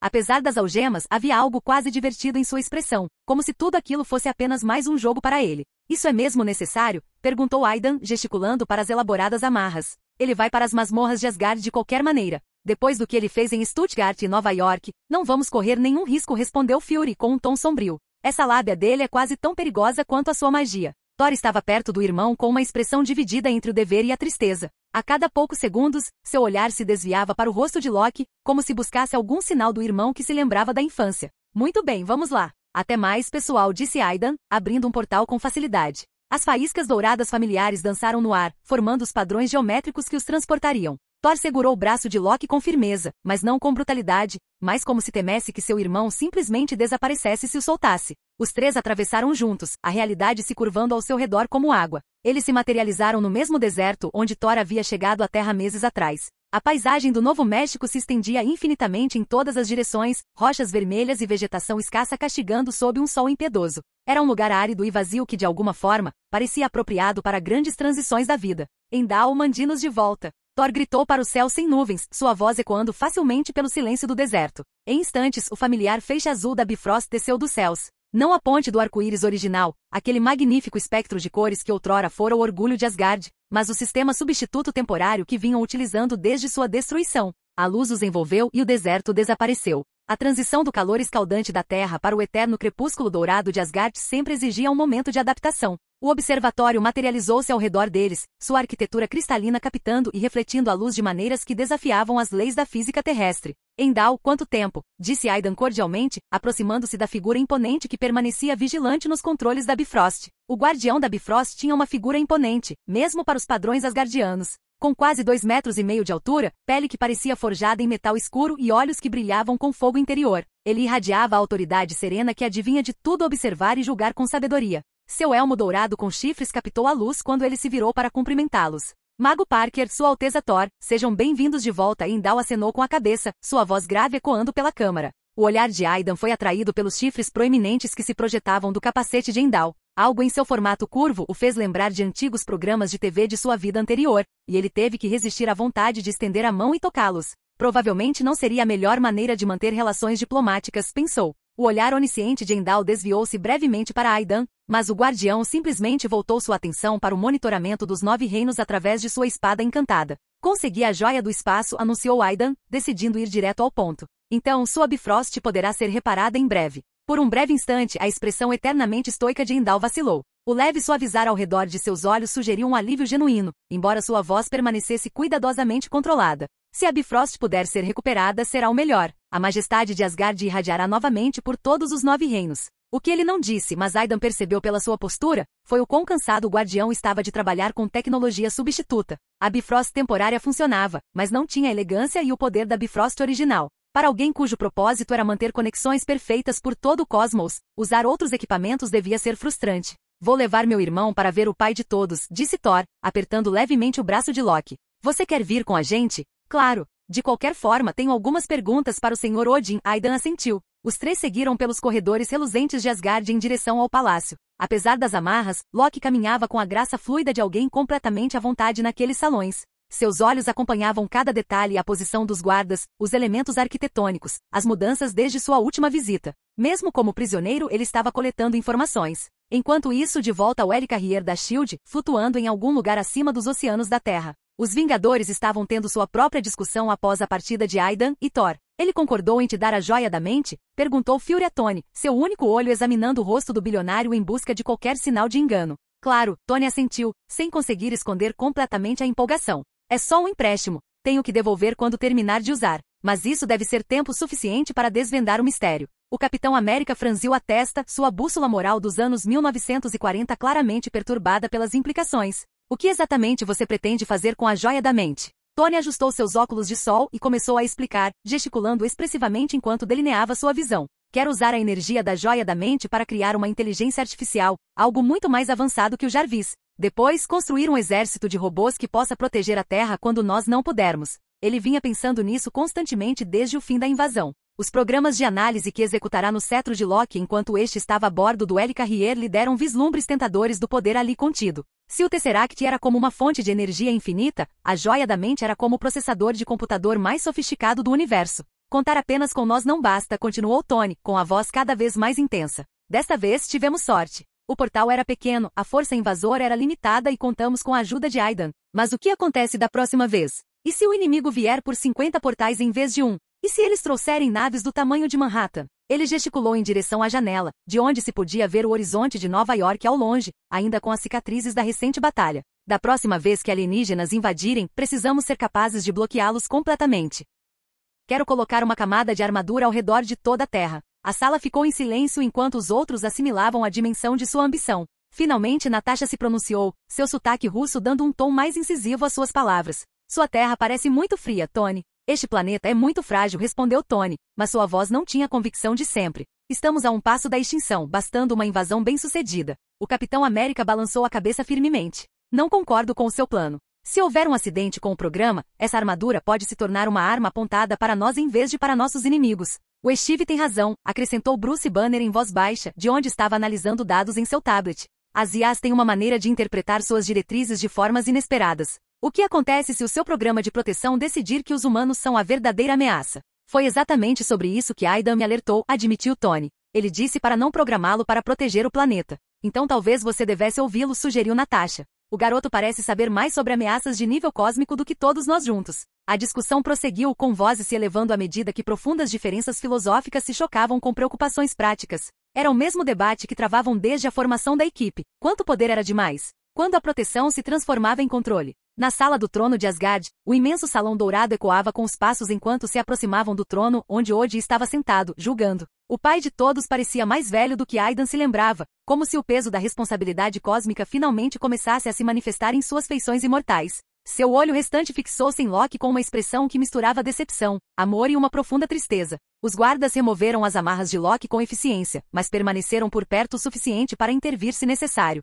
Mesmo sem as correntes, o deus da trapaça se endireitou, sua arrogância natural reafirmando-se na presença da autoridade máxima. Pensei que você estivesse morto, disse Odin, sua voz ecoando pelo vasto salão com o peso de um poder absoluto. A resposta de Loki foi imediata e cortante. Então você lamentou por mim? A pergunta pairou no ar como uma lâmina. A expressão de Odin suavizou-se ligeiramente, uma tristeza genuína transparecendo em suas feições marcadas pelo tempo. Sim, eu lamentei. E sua mãe e seu irmão também lamentaram por você. Todos nós lamentamos. Nós te criamos, continuou Odin, levantando-se de seu trono com lenta dignidade. Você cresceu com Thor, brincaram juntos, lutaram juntos. Você não se lembra de nada disso? Dos longos dias de verão nos jardins do palácio? Das aulas de esgrima e feitiçaria? Das risadas? Mas o rosto de Loki permaneceu duro como pedra. Não, só tenho sombras na minha memória, crescendo nas sombras da sua luz. Sua voz se elevou a cada palavra, anos de ressentimento transbordando. Só me lembro de você me jogando no abismo. Eu deveria ter sido o rei. As palavras ecoaram pelo salão com a força de um golpe físico.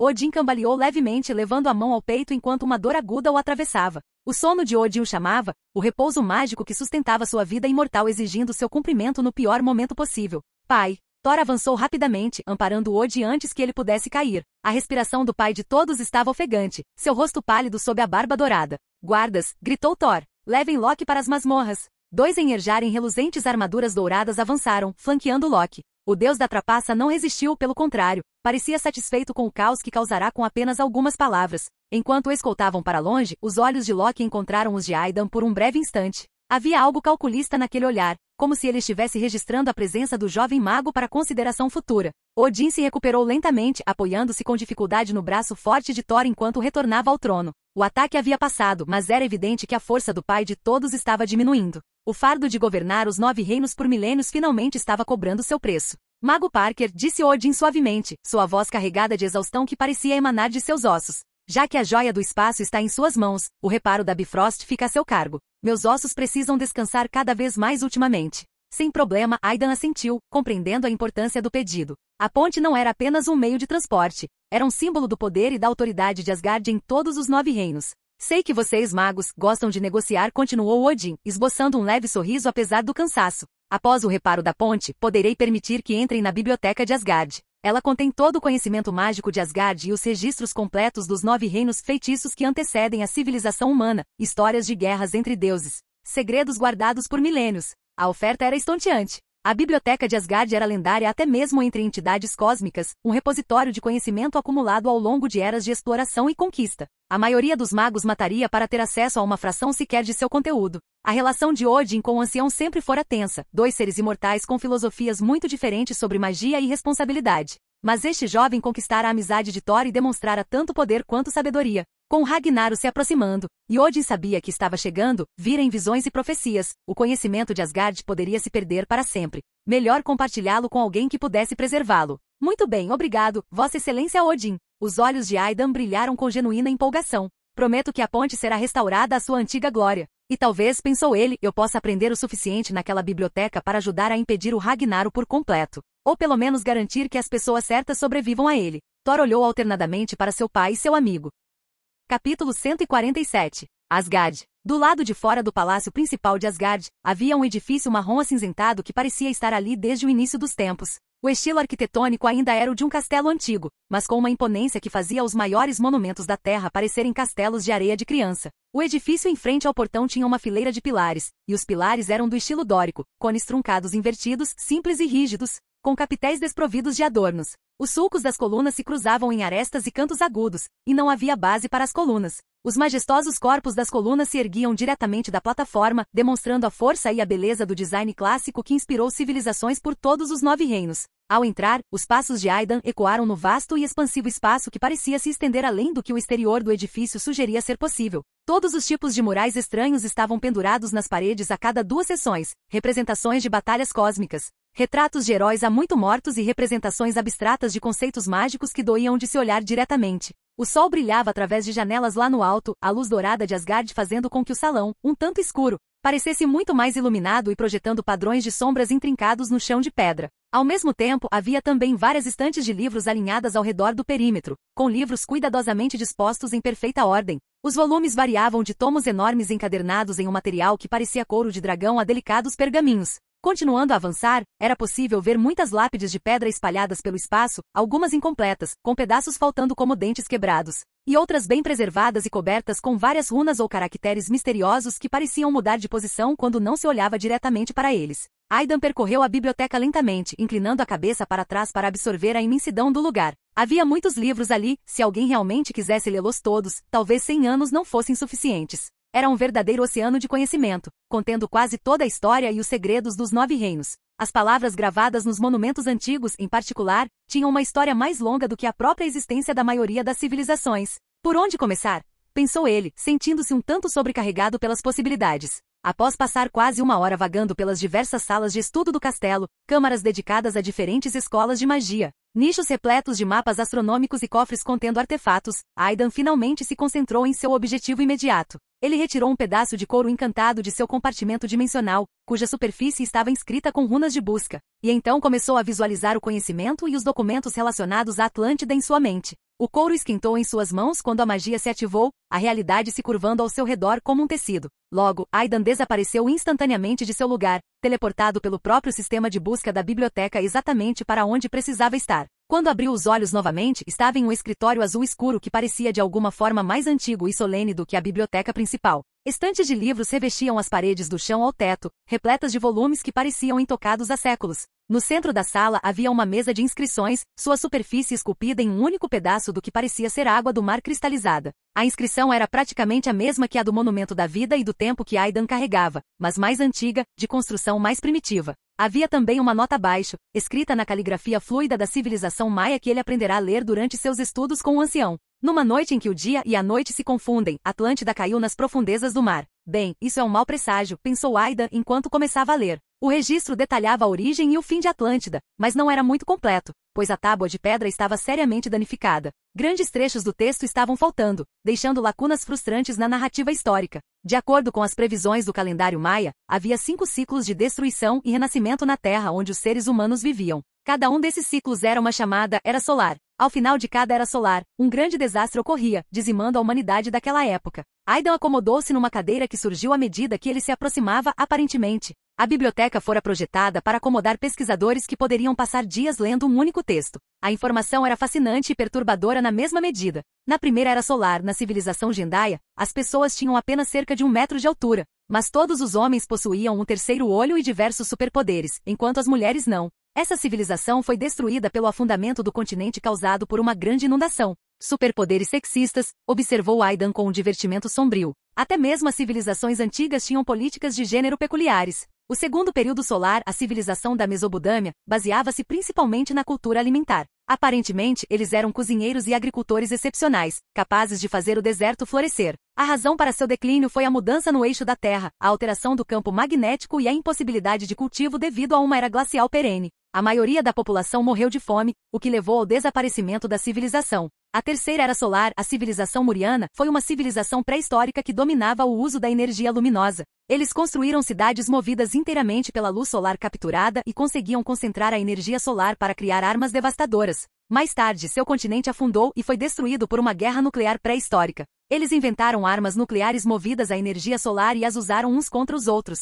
Genial! Na Quarta Era Solar, a civilização Atlante, segundo os registros, era composta por extraterrestres que migraram da constelação de Órion. Eles possuíam tecnologia avançada que fazia a ciência humana moderna parecer pinturas rupestres, mas foram destruídos por um grave acidente experimental. Os seres humanos de hoje pertencem à Quinta Era Solar. Foi também a civilização com as emoções mais complexas, o que aparentemente era tanto uma força quanto uma fraqueza, dependendo da perspectiva. Após ler a história fragmentada, Aidan respirou aliviado. O padrão era claro. Todas as civilizações humanas anteriores se destruíram por meio de uma combinação de arrogância, guerra e decisões catastróficas. Pelo menos somos consistentes, pensou ele, sombriamente. Em seguida, ele leu superficialmente as legendas dos livros ao redor e identificou novos objetivos de pesquisa. Textos sobre manipulação dimensional, guias para comunicação com entidades cósmicas e o que parecia ser um manual completo para o uso das joias do infinito. Então, ele pegou o mapa encantado novamente e se concentrou em seu próximo destino. O escritório de Vanaim materializou-se ao seu redor. Aquele cômodo parecia diferente, de alguma forma mais acolhedor,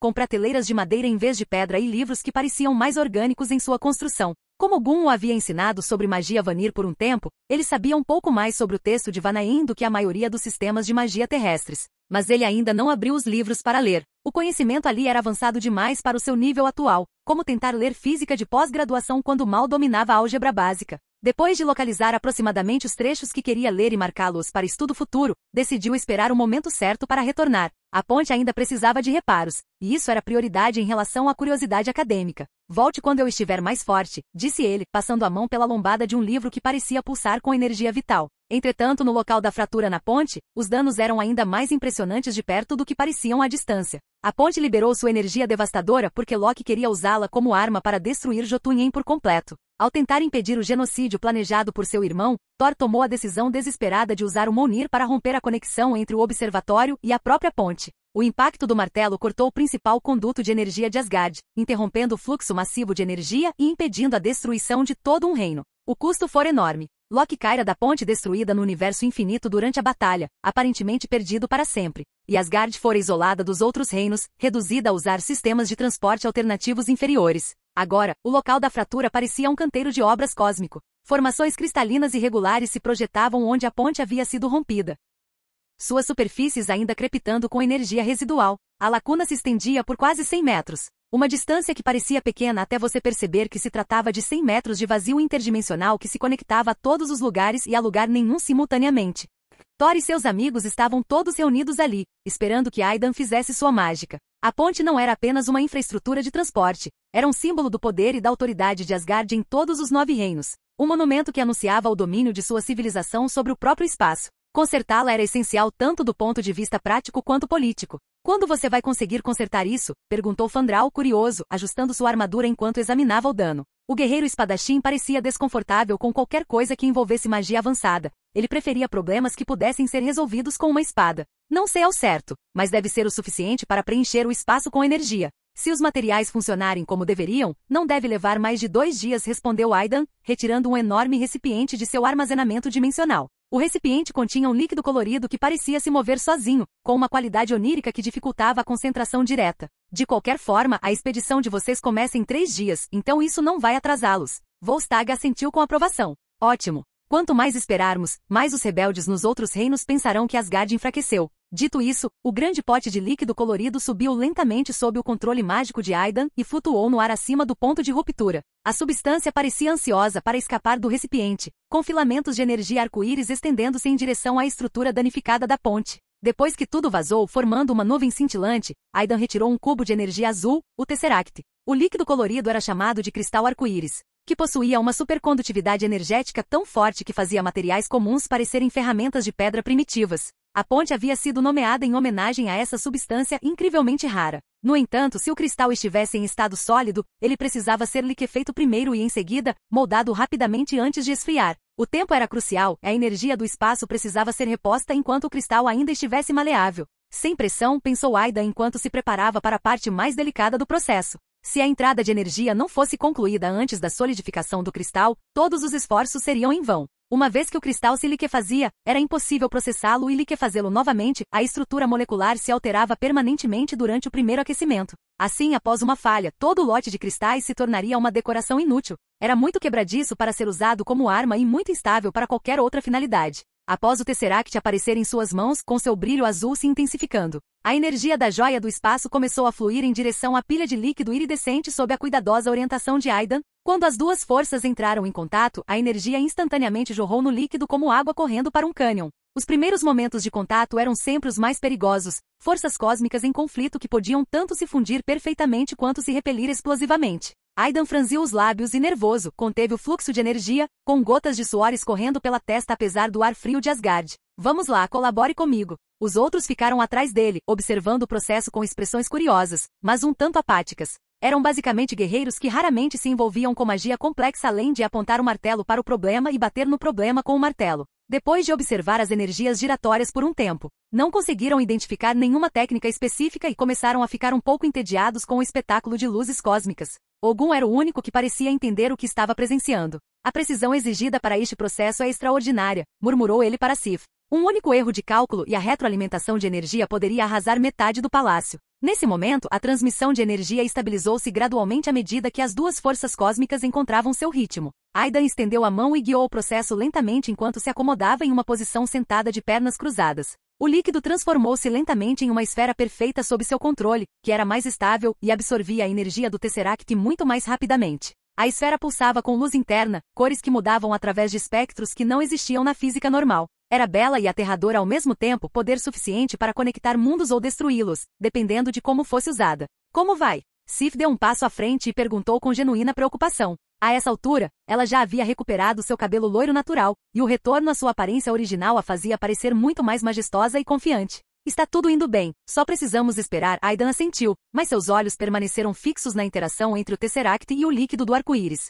Sem os cálculos precisos da Rainha Branca para guiá-lo, ele só podia confiar em seus sentidos mágicos para manter o delicado processo. Um momento de distração poderia arruinar tudo. Quanto a Thor e os outros, à medida que o ambiente ao redor se acalmava lentamente, restando apenas o zumbido da energia cósmica. Eles ficaram entediados e começaram a trocar histórias e a se gabar uns para os outros sobre aventuras passadas. Lembra daquela vez que lutamos contra aqueles trolls de pedra em Alfheim? Disse Fandral, gesticulando dramaticamente. Você devia ter visto Volstagg tentando sair daquele buraco. Eu estava sendo tático, protestou Volstagg, levando a mão instintivamente ao punho da espada. Uma retirada estratégica para reavaliar a situação. Quer dizer que você caiu e não conseguiu sair. Sif riu, embora mantivesse a voz baixa por respeito à concentração de Aidan. Thor sorriu ao ouvir as brincadeiras familiares de seus amigos, mas sua atenção continuava desviada para as forças cósmicas que fervilhavam a poucos metros de distância. Se isso funcionar, finalmente teremos nossa força total de volta, pensou ele. Os 9 reinos saberão que Asgard não foi enfraquecida pelos eventos recentes. A esfera do arco-íris continuou a crescer, alimentada pela energia inesgotável do Tesseract, atingindo lentamente o tamanho e o poder necessários para preencher a lacuna entre os mundos. Capítulo 148.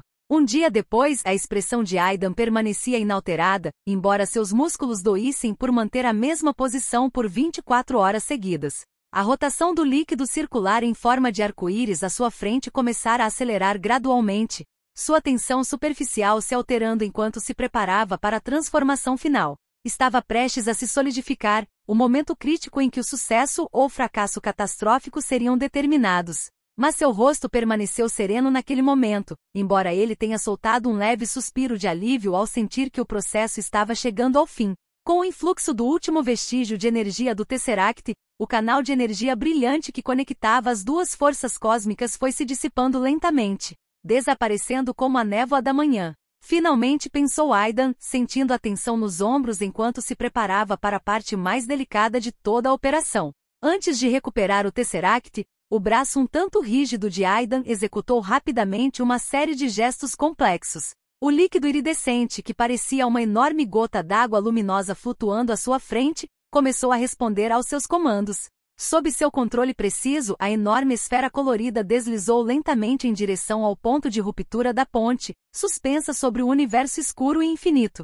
A substância parecia ansiosa para cumprir seu propósito, com filamentos de energia iridescente estendendo-se em direção à estrutura danificada da ponte com uma inteligência quase orgânica. Ei, olhem para o Aidan, disse Fandral, que estava jogando algum tipo de jogo de dados com Volstagg para passar o tempo, apontando de repente na direção de Aidan com entusiasmo. Algo está acontecendo. Os outros também se viraram para olhar, abandonando suas diversas distrações. Viram que as gotas de água coloridas flutuando no ar começaram a mudar, dissolvendo-se em fluxos de luz líquida que corriam em direção ao ponto de ruptura. Um brilho deslumbrante e colorido florescia na fenda da ponte, mas estava parcialmente bloqueado pela posição de Aidan, tornando impossível ver todos os detalhes. Todos se aproximaram com expressões surpresas e curiosas. Ao se aproximarem, puderam ver que o líquido iridescente havia lentamente envolvido a fratura irregular da ponte, como uma pele cicatrizando sobre uma ferida. A substância gradualmente se tornou plana e sólida, preenchendo a lacuna com perfeita precisão. Depois que a fratura foi completamente preenchida e selada, o cristal líquido continuou a se estender para frente, construindo uma nova estrutura de ponte que correspondia exatamente à construção original. O gesto de Aidan mudou novamente, seus dedos se movendo pelo ar enquanto ele começava a entoar um encantamento na antiga língua dos primeiros usuários de magia. As palavras pareciam ressoar com a própria realidade, cada sílaba carregando um peso que fazia o ar vibrar. Imediatamente depois, a seção recém-preenchida da ponte foi envolvida por uma camada de energia mágica vermelha, mantendo tudo no lugar enquanto as forças cósmicas se acomodavam em sua configuração final. Ufa! Depois de terminar tudo isso, Aidan soltou um profundo suspiro de alívio, seus ombros relaxando à medida que a tensão finalmente se dissipava. Suas pernas estavam dormentes por ter ficado sentado na mesma posição por tanto tempo, e suas reservas mágicas pareciam completamente esgotadas. Era como construir uma ponte, só que a ponte conectava dimensões diferentes e um único erro poderia ter aberto um buraco na realidade. Está pronto? Perguntou Volstagg ansiosamente, avançando para pisar com os 2 pés na seção recém-criada. O grande guerreiro estava claramente pronto para testar a integridade estrutural da ponte à moda antiga. Não, ainda não está pronto. Aidan se assustou e rapidamente estendeu o braço para impedi-lo, imagens do guerreiro caindo através do cristal instável no espaço interdimensional passando por sua mente. Preciso esperar que se solidifique completamente. Agora, estou apenas mantendo a forma com um círculo mágico. Puxa vida, pensou ele, se você falhar, terei que reconstruir tudo, e eu realmente não quero fazer isso de novo. Quanto tempo levará para ficar pronto? Perguntou o guerreiro barbudo, parecendo um pouco desapontado por não poder testar imediatamente a nova ponte. Cerca de 2 horas, estimou Aidan, apontando em seguida para a energia vermelha que cobria o exterior como uma camada protetora. Estão vendo a energia vermelha? Depois que ela desaparecer, a ponte estará completamente reparada. Que ótimo! Vamos esperar só mais um pouquinho, disse Indal, que havia permanecido em silêncio durante todo o processo, mas não conseguiu esconder um lampejo de genuína empolgação. A perspectiva de ter a verdadeira ponte operacional novamente significava muito para o guardião. Mas logo ele retornou à sua expressão estoica habitual, embora seus olhos continuassem mais brilhantes do que antes. Vocês já construíram o observatório estelar? Dá para conectá-lo diretamente ao final da ponte? Perguntou Aidan a Indal. O observatório era crucial, sem ele, a ponte seria apenas um espetáculo de luzes caríssimo que não levaria ninguém a lugar nenhum. Está pronto. Podemos enviar em breve, Indal assentiu com uma discreta satisfação. Sério? Quando você construiu isso? Aidan ficou genuinamente surpreso. Fazia menos de 2 dias que ele havia retornado a Asgard. Como algo tão complexo quanto o observatório estelar poderia ter sido construído tão rapidamente? Construímos uma quando estávamos tentando consertar a ponte antes, e desta vez usamos essa mesma, explicou Indal. Ela estava guardada, esperando por este momento. Faz sentido, percebeu Aidan. Eles não teriam ficado parados sem fazer nada depois que a ponte foi destruída. Certo, me dê as coordenadas. Vou usar um portal para enviar daqui a pouco, disse Aidan. Depois de falar, ele sentou-se de pernas cruzadas no chão novamente e começou a meditar, tentando recuperar parte de sua energia mágica esgotada. Não foi fácil moldar aquilo, pensou ele enquanto se acomodava ao ritmo familiar da recuperação mágica. Talvez eu devesse ver se a Rainha Branca também consegue aprender magia. Ainda deve ser possível sob a influência da Pedra da Mente. Estou um pouco constrangido. Tenho que deixá-la administrar a empresa, dirigir filmes e agora quero que ela aprenda magia também. Ela não deveria se matar de trabalhar. Caso contrário, deixarei Alice dividir um pouco do trabalho. Até então, a inteligência artificial tinha sido incrivelmente útil, mas pedir que ela dominasse a teoria mágica além de tudo mais parecia demais. Por outro lado, ela era uma inteligência artificial, talvez a multitarefa nesse nível fosse exatamente para o que ela havia sido projetada. Quase ao mesmo tempo que Aidan havia estimado, depois que a energia estabilizadora do círculo mágico finalmente se dissipou como a névoa da manhã. A seção da ponte estava completamente solidificada e pronta para uso. O novo cristal se integrou perfeitamente à estrutura original, como se sempre tivesse estado ali. Enquanto isso, em uma clareira dourada em outro lugar de Asgard, uma estrutura de observatório semelhante a uma iurta estava pronta para ser utilizada. O edifício parecia algo entre um templo e um sofisticado equipamento científico, com suas paredes douradas cobertas por runas intrincadas. Vogt, o antigo engenheiro que originalmente ajudara a projetar os sistemas de controle da ponte, estava de guarda no observatório, aguardando que a magia de teletransporte de Aidan o movesse para a posição correta. O rosto marcado pelo tempo do velho demonstrava a satisfação de alguém cujo trabalho de uma vida inteira finalmente estava sendo utilizado para o propósito correto. Com um gesto de deslizar de Aidan e um breve encantamento, todo o observatório desapareceu de sua localização original e reapareceu na extremidade recém-concluída da ponte. A estrutura se encaixou com perfeita precisão, sua base se fundindo com o cristal da ponte como se tivessem sido forjados juntos. Vogt foi teletransportado junto com ela, parecendo um pouco desorientado, mas recuperando rapidamente a compostura. Senhor Vogt, deixe o resto com o senhor, disse Aidan com um sorriso cansado, mas genuíno, ao ver o velho engenheiro. Sem problema, deixe o resto com este velho, Vogt assentiu com confiança profissional. Ele esperava por esse momento há meses, desde que a ponte fora destruída. Ele caminhou até a plataforma de observação das estrelas com a firmeza de quem sabia exatamente o que precisava ser feito. Aproximando-se da plataforma circular elevada no centro, enfiou a mão em suas vestes e retirou algo grande, maior do que ele próprio, na verdade. O objeto era inteiramente amarelo-dourado e tinha o formato de uma chave ornamentada e enorme, coberta de detalhes mecânicos intrincados. Sem cerimônia, ele apontou a chave para uma entrada especialmente projetada no centro da mesa redonda e a inseriu diretamente, girando-a com as duas mãos até que ela se encaixasse no lugar. Pouco depois de ativar a chave, os portais de teletransporte ao redor do observatório começaram a girar repentinamente com um som profundo e harmonioso. Ao mesmo tempo, o dispositivo guia no topo, que parecia um enorme pino de disparo cristalino, começou a oscilar rapidamente no ar. O sistema estava agora registrando e calibrando as coordenadas dos 9 reinos. Como era um dispositivo recém-instalado após meses de inatividade, precisava memorizar e restabelecer as conexões com todos os pontos de ancoragem dimensionais. À medida que a rotação vertiginosa dos portais de teletransporte ao seu redor diminuía gradualmente parava, e o dispositivo guia acima se estabilizava em uma posição firme e precisa, Vogt desceu da plataforma central com satisfação estampada em seu rosto marcado pelo tempo. Endal, suba e tente, disse ele diretamente ao guarda após descer. Vamos ver se esta velha ainda se lembra de como fazer o seu trabalho. Entendido, Endal assentiu, apertando com mais força sua espada guardiã. Graças à sua habilidade única de observar todos os 9 reinos simultaneamente, após a ativação da ponte do arco-íris, ele podia verificar se a energia transmitida de fato alcançava o local designado ou se simplesmente se perdia no espaço interdimensional.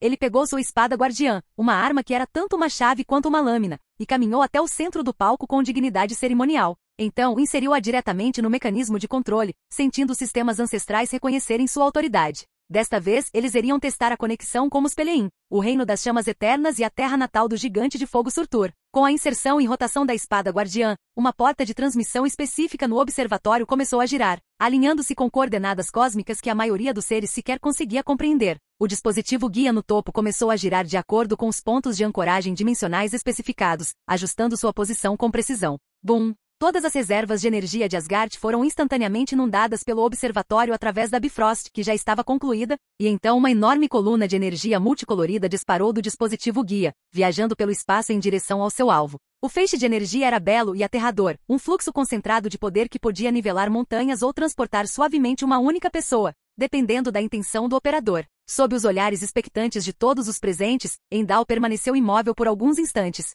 seus sentidos aguçados percorrendo distâncias impossíveis para verificar a conexão. Finalmente assentiu com satisfação. Funciona perfeitamente. Você pode se teletransportar diretamente para lá agora. Sua expressão ficou mais séria. E há uma batalha acontecendo lá como esperado. Muito bem, então vamos primeiro, disse Thor, erguendo Mjolnir com expectativa. Depois de ficar preso em Asgard por tanto tempo, a chance de voltar à ação era bem-vinda. Ele olhou para Volstagg, Fandral, Sif e Ogum, encontrando o olhar de cada um deles com a comunicação silenciosa de guerreiros que lutaram juntos por séculos. Todos assentiram em resposta. Thor deu um passo à frente e saltou primeiro para dentro do portal de teletransporte, desaparecendo num turbilhão de energia do arco-íris. Depois de todos os outros trocarem despedidas rápidas e sorrisos prontos para a batalha, eles saltaram atrás dele, desaparecendo um a um no sistema de transporte cósmico. Mago Aidan chamou Vought assim que o último dos guerreiros desapareceu, agora que todos os pilares espaciais foram construídos. O que resta é organizar a configuração da matriz espacial. Quase me esqueci disso, disse Aidan, dando um tapinha na cabeça, envergonhado. Ele havia planejado ir direto para a biblioteca depois que a ponte fosse consertada, mas se esqueceu completamente dos últimos passos técnicos. O cansaço mágico estava claramente afetando sua memória. Endal, a gente se vê depois, disse ele, acenando em despedida para o guardião. Então, com movimentos cansados, mas experientes, abriu um portal e levou Vought diretamente para o laboratório especializado onde poderiam trabalhar na classificação da matriz sem desencadear acidentalmente incidentes interdimensionais. O laboratório era um espaço estéril, de paredes brancas, repleto de dispositivos de computação cristalinos e aparelhos de focalização mágicos, que parecia um cruzamento entre um laboratório de ciências e a oficina de um mago. Matrizes de gráficos brilhantes cobriam as paredes, exibindo mapas dimensionais que doíam só de olhar. Aidan dedicou quase 1 hora a ensinar a Vought as complexidades da classificação de matrizes de pontes espaciais, o delicado processo de garantir que as âncoras dimensionais fossem estáveis e não se deslocassem com o tempo. Era um trabalho técnico que exigia tanto uma compreensão quase mágica quanto precisão de engenharia. O mais importante a lembrar, explicou Aidan enquanto trabalhavam, é que os arrais estão vivos, de certa forma. Eles tentarão se otimizar, mas às vezes a ideia de otimização deles não é o que queremos. Entendido, Vought assentiu, suas mãos envelhecidas movendo-se com surpreendente destreza sobre as interfaces de controle. Vou monitorá-las diariamente e fazer os ajustes necessários. Assim que o velho engenheiro dominou os procedimentos básicos, Aidan finalmente se sentiu livre para perseguir seu objetivo original. O projeto do Mundo dos Sonhos havia sido finalizado durante sua ausência, e ele precisava encontrar o momento certo para entrar no Reino dos Sonhos em segurança. Muito bem, acho que você consegue lidar com isso, disse Aidan, alongando os músculos que ainda doíam por causa do conserto da ponte. Vou voltar para a biblioteca. Preciso colocar a pesquisa em dia. Dito isso, ele abriu outro portal e o atravessou, deixando Vought com seu trabalho técnico enquanto ele buscava o conhecimento ancestral oculto nos textos mais bem guardados de Asgard. Capítulo 149. Thor e os outros já tinham ido a Muspelheim para lidar com qualquer rebelião que estivesse se formando por lá, e os estudos formais de magia de Aidan haviam chegado ao fim por enquanto. Portanto, depois de Aidan ter passado semanas decifrando as informações do Monumento da Vida e do Tempo e absorvido um conhecimento considerável sobre magia rúnica, ele estava pronto para partir para Nidavellir para encontrar os anões e aprender suas lendárias técnicas de forja. Mas primeiro, ele tinha mais pesquisas para concluir. Quase 2 meses haviam se passado desde que ele começara sua profunda imersão nos arquivos de Asgard. Aidan estava sentado de pernas cruzadas no chão frio de pedra da sala de estudos de Atlântida, sua consciência flutuando naquele estranho estado entre o sono e a meditação. Lá fora, na biblioteca principal, seu corpo físico pairava a 1 metro do chão, sustentado por magia que mantinha suas funções vitais em funcionamento enquanto sua mente explorava outros lugares. Ele estava fora do corpo, uma técnica que aprenderá estudando antigas práticas de meditação tibetana combinadas com magia da alma asgardiana. Embora o estado de alma não sentisse exaustão física, não podia deixar o corpo por muito tempo sem correr o risco de separação permanente. Mas usá-lo para substituir o sono funcionava perfeitamente, permitindo-lhe estudar por dia sem as limitações humanas usuais. A sala de estudos de Atlântida não era muito grande em comparação com algumas das outras câmaras especializadas, mas estava repleta de conhecimento e informações sobre a civilização perdida. Pergaminhos, tablets, dispositivos de armazenamento de dados em cristal e livros preenchiam todas as superfícies disponíveis. Quase todos os cômodos da biblioteca eram arquivos históricos relacionados a uma civilização diferente. Era evidente que Asgard devia ter coletado informações sobre todas as principais culturas do cosmos ao longo dos milênios. Faz sentido, refletiu Aidan enquanto flutuava entre imponentes estantes de livros. Se você vai governar os 9 reinos, é melhor entender o que está governando. Após 2 meses de estudo intensivo, ele praticamente se tornou fluente na escrita atlantiana. Embora não estivesse exatamente no nível de um falante nativo, ainda era bastante fácil decifrar tabuletas de pedra e textos antigos que seriam completamente incompreensíveis para a maioria dos estudiosos. Ele acabará de ler o último livro não traduzido da coleção, um manual técnico sobre algo chamado harmônicos gravitacionais, e o colocará cuidadosamente de volta em seu devido lugar. O sistema de organização da biblioteca era tão preciso que, aparentemente, o extravio de um único volume poderia causar pequenas perturbações dimensionais. Sua alma retornou lentamente à sua forma física, a sensação como afundar em água morna. Após voltar ao corpo e dedicar um momento para relembrar e organizar tudo o que havia aprendido, ele abriu os olhos devagar e esticou os músculos que permaneceram imóveis por horas. Muito bem, vamos ver o que eu tenho. Atlântida, a capital de Poseidonia, era diferente de tudo o que existia na Terra moderna. A cidade foi construída como uma série de círculos concêntricos flutuando no oceano, com cada anel disposto de baixo para cima em direção ao centro, como um enorme anfiteatro. A parte central abrigava o governo e as instalações de pesquisa mais avançadas. O projeto geral refletia o ápice absoluto da arte e da arquitetura, com torres cristalinas capazes de manipular a luz e escadarias que levavam a escolas completas onde as crianças aprendiam a manipular a própria realidade. Entre as supercivilizações pré-históricas, a conquista científica mais notável de Atlântida foi seu sistema energético. No centro desse sistema estava algo chamado magnetita, uma substância cristalina que podia alterar os campos gravitacional e magnético da Terra. A tecnologia era tão avançada que fazia a física moderna parecer pinturas rupestres. Mas foi também isso que os destruiu. A razão para a destruição de Atlântida foi a explosão catastrófica de sua magnetita central. A explosão lançou o campo gravitacional da Terra no caos completo. Matou todos os Atlantes simultaneamente por meio de algum tipo de efeito de ressonância e fez com que todo o continente afundasse sob as ondas em questão de horas. Que história para servir de alerta sobre os perigos de mexer com forças além da nossa compreensão. Então, Aidan pegou o monumento da vida e do tempo e começou a decifrar os símbolos esculpidos em sua superfície com o conhecimento recém-adquirido. As palavras pareciam brilhar fracamente enquanto ele lia. Vida, tempo, luz, gravidade, evolução, transcendência. No fim, Aidan se afastou da tábua, genuinamente entusiasmado com o que havia descoberto. Era realmente algo digno do tesouro de Odin. Para sua surpresa, a pedra circular não apenas registrava conhecimento sobre a equação evolutiva da vida, como também continha uma visão geral completa da tecnologia da magnetita e suas aplicações. Isso porque, de acordo com a equação da evolução, a magnetita era absolutamente necessária. Ela serviu como catalisador no estágio inicial da evolução da consciência e marcou o início da verdadeira transcendência da vida para além das limitações físicas. A evolução descrita não era uma transformação física no sentido tradicional, mas sim a evolução da própria consciência, basicamente o desenvolvimento sistemático do potencial inexplorado do cérebro humano. O corpo físico gradualmente se tornaria menos importante à medida que a consciência evoluísse, eventualmente se tornando opcional em vez de necessário. Isso lembrou Aidan de um filme de sua vida anterior chamado Lucy. Havia uma lenda persistente de que os humanos usam apenas 10% de seus cérebros, deixando os outros 90% dormentes. Em sua vida passada, essa afirmação havia sido amplamente desmascarada como pseudociência. Mas em um mundo com superpoderes legítimos e entidades cósmicas, talvez tudo fosse possível. De acordo com a pesquisa atlantiana, a progressão funcionava assim. Com 20% do desenvolvimento cerebral, você seria essencialmente um deus entre as pessoas comuns. O cérebro poderia armazenar e processar informações exponencialmente mais rápido. Os tempos de reação aumentariam drasticamente e a magnetita concederia habilidades básicas de manipulação eletromagnética. Com 40%, o corpo poderia ser conscientemente desconstruído e reorganizado em nível celular. Você poderia reescrever sua própria programação biológica e controlar a matéria apenas com comandos mentais. Aos 50%, a magnetita começaria a ser consumida e incorporada diretamente à sua consciência, fortalecendo o controle do campo magnético. Você poderia interferir nos campos bioelétricos de outras pessoas e controlar objetos metálicos a grandes distâncias. Sua percepção se expandiria para incluir todo o espectro eletromagnético. Com 60%, a magnetita estaria completamente fundida à sua consciência e você ganharia controle sobre a própria gravidade.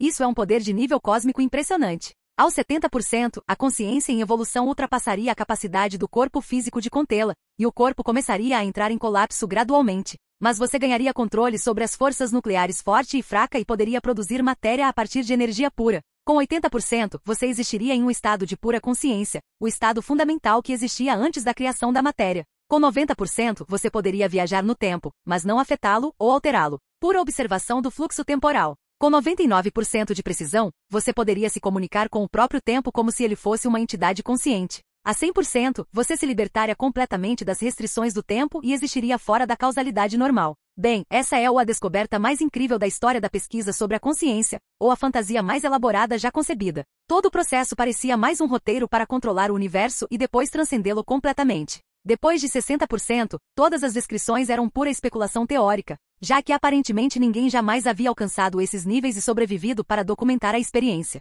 De acordo com os registros atlantes, eles não eram originalmente da Terra, mas sim alienígenas que migraram da constelação de Órion em algum momento do passado remoto da Terra. Até mesmo a destruição da civilização do Terceiro Sol, a cultura muriana, aparentemente foi causada pela interferência atlante. Aidan começou a suspeitar que uma civilização tão poderosa poderia ter sido destruída deliberadamente por alguma entidade cósmica que a considerava uma ameaça. Quando você começa a mexer com as forças fundamentais da realidade, provavelmente atrai atenção indesejada. Seguindo as equações gravadas na tábua de pedra, Aidan começou a pesquisar quais materiais seriam necessários para produzir magnetita. Ele estava genuinamente interessado nesse caminho evolutivo, especialmente porque oferecia algo que ele nunca havia considerado antes.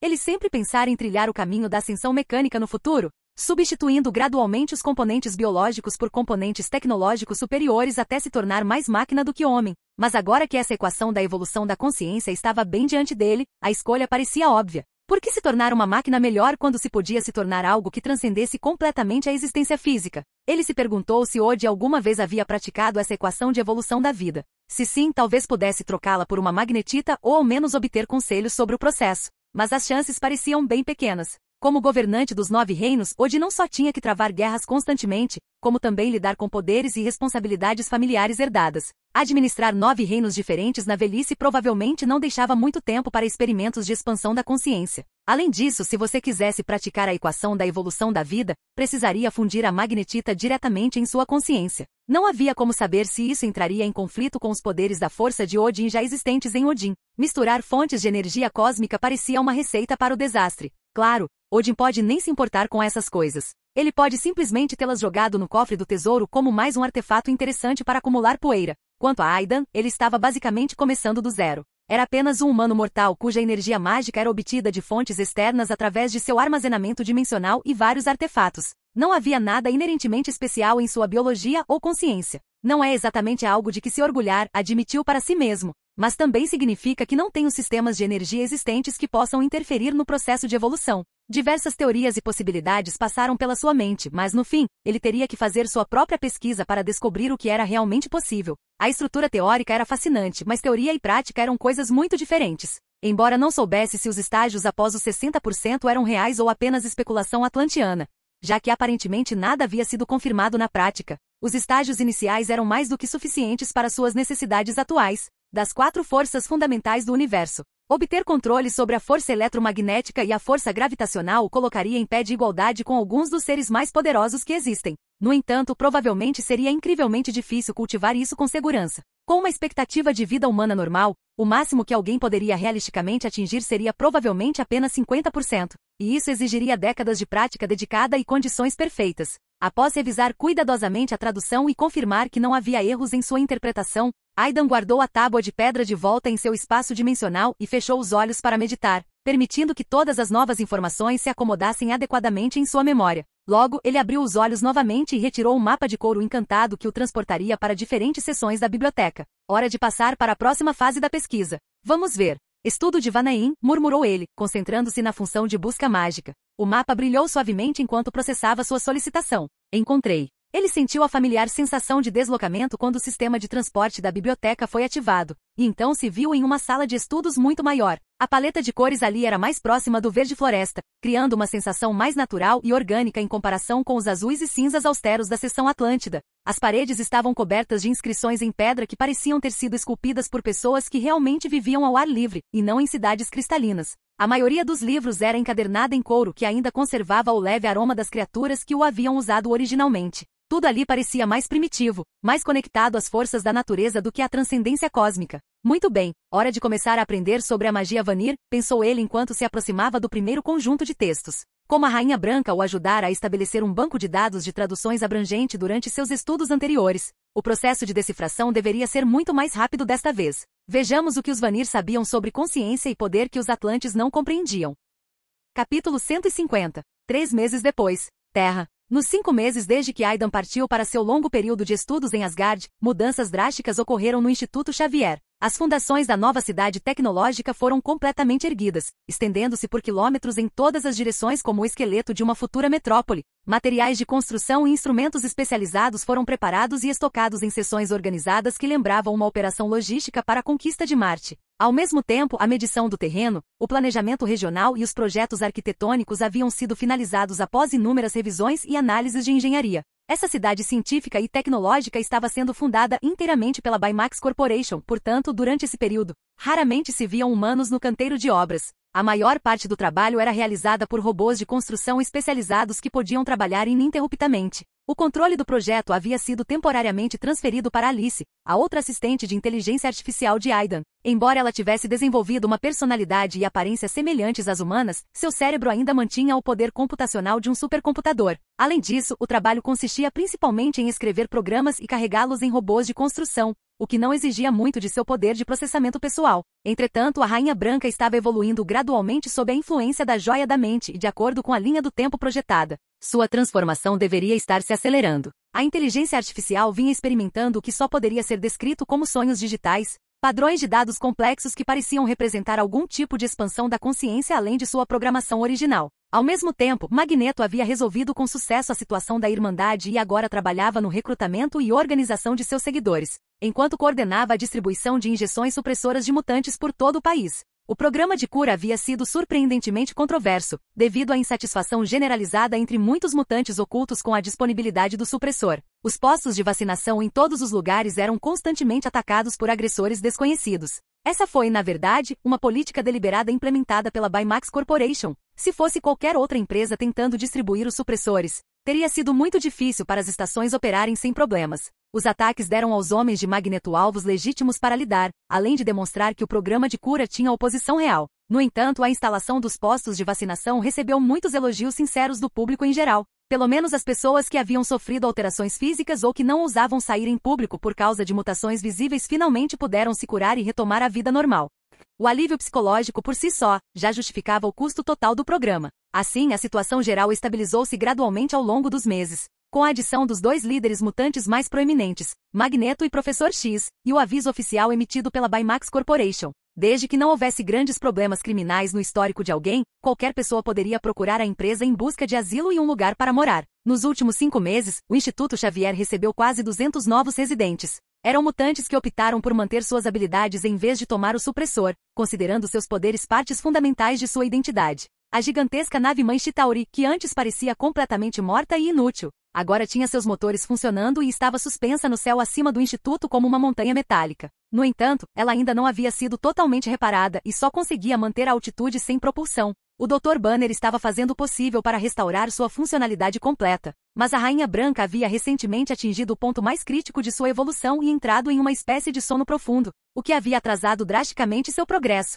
Quando uma espaçonave tão enorme pairava no ar, ainda assim atraía a atenção de pessoas a quilômetros de distância. Afinal, havia rumores de que uma espaçonave havia caído durante a invasão, mas muitas pessoas que nunca a tinham visto pessoalmente não acreditavam nessas histórias. Agora que uma nave tão gigantesca estava visível em plena luz do dia, era impossível negar. Deve ser estranho para pessoas normais, pensou Banner enquanto trabalhava em um acoplamento de energia particularmente teimoso. Um dia você está preocupado com a sua hipoteca, no dia seguinte tem uma nave-mãe alienígena estacionada no seu quintal. Do ponto de vista humano, após o incidente da invasão espacial, a percepção pública em relação aos mutantes também mudou significativamente. O fato de os mutantes agora fazerem oficialmente parte da corporação Baymax significava que praticamente ninguém mais seria abertamente hostil a eles. Ter o apoio de uma corporação mudou tudo na sociedade americana. O presidente Kenneth estava extremamente satisfeito com o rumo das coisas. A Baymax Corporation já havia assinado um acordo comercial que, na prática, endossava sua campanha de reeleição, e a empresa havia resolvido o enorme problema político dos direitos dos mutantes sem exigir qualquer legislação controversa. Ao mesmo tempo, nos mercados internacionais, a Baymax também havia flexibilizado as políticas de exclusividade da empresa, permitindo que governos locais comprassem ações de filiais regionais.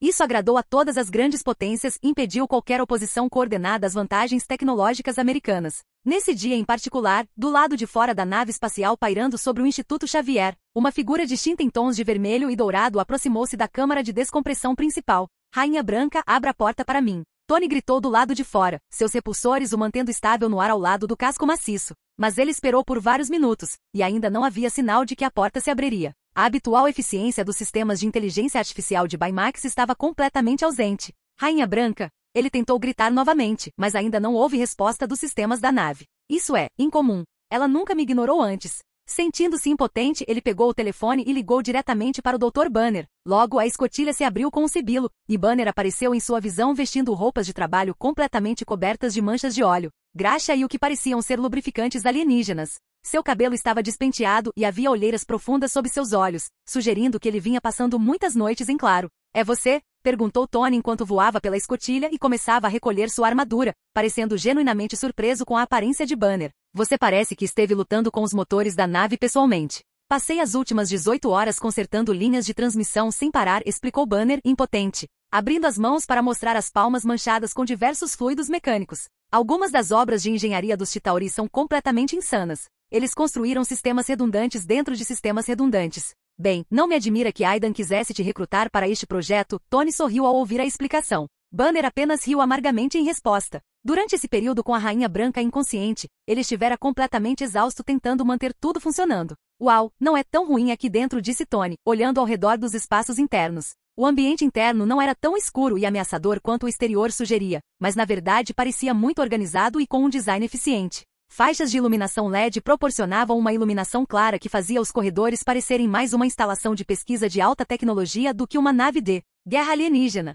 Antes, só havia algumas luzes de emergência fracas. Eu melhorei a iluminação enquanto fazia outros reparos, explicou Banner. Os Chitauri eram seres totalmente mecânicos que dependiam de sensores para navegar, então não precisavam de luzes fortes para operações normais. E como aparentemente não tinham entretenimento ou atividades sociais, eles simplesmente dormiam em nichos de carregamento quando não estavam lutando. Devia ser uma existência bem deprimente, pensou Tony. Não admira que estivessem tão ansiosos para conquistar outros mundos. A propósito, o que aconteceu com a Rainha Branca? Não obtive nenhuma resposta dela hoje, perguntou Tony enquanto caminhavam para o interior da nave. Ela está em uma espécie de estado de sonolência há alguns dias. Caso contrário, eu não estaria nessa situação, disse Banner, conduzindo-os ao que havia sido transformado em uma sala de descanso. Ele serviu um copo d'água para Tony, retirado de um bebedouro portátil. De acordo com o último relatório de estado dela, ela estava entrando em uma fase crítica de evolução da consciência.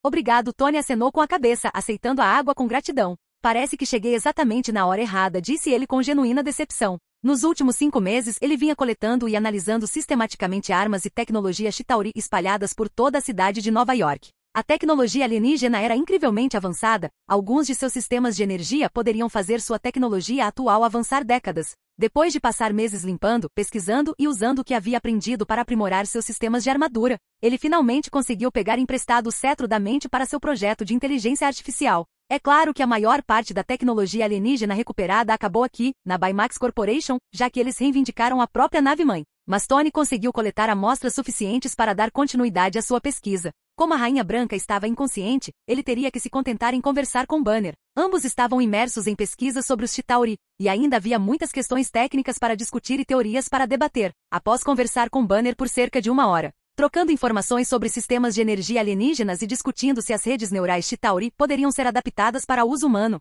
Tony percebeu que estava ficando tarde e decidiu que deveria voltar. Ao contrário de Banner, que vivia sozinho na nave, Tony ainda tinha obrigações sociais e pessoas à sua espera. Quando a Rainha Branca acordar, não se esqueça de me avisar, disse Tony, levantando-se e se preparando para sair. Preciso mesmo começar aquele projeto de inteligência artificial. Banner também se levantou para acompanhá-lo até a saída quando uma garotinha apareceu de repente na porta. Ela parecia ter uns 10 ou 11 anos, com cabelos loiros platinados e vestindo um vestido branco simples que parecia brilhar levemente sob a iluminação da nave. Você está aqui pelo cetro da mente? Perguntou a garotinha diretamente a Tony, segurando a arma característica de Loki em suas pequenas mãos como se não pesasse nada. Tony congelou ao vê-la, seu cérebro levando um instante para processar o que estava vendo. Sim, era exatamente para isso que eu vim. Você é a Rainha Branca? Ele já tinha visto projeções holográficas da inteligência artificial antes, mas ela sempre aparecia como uma mulher adulta. A garota à sua frente era exatamente como aquelas projeções, só que décadas mais jovem. Sim, agora tem um corpo físico como minha irmã Alice, disse a Rainha Branca, assentindo com naturalidade.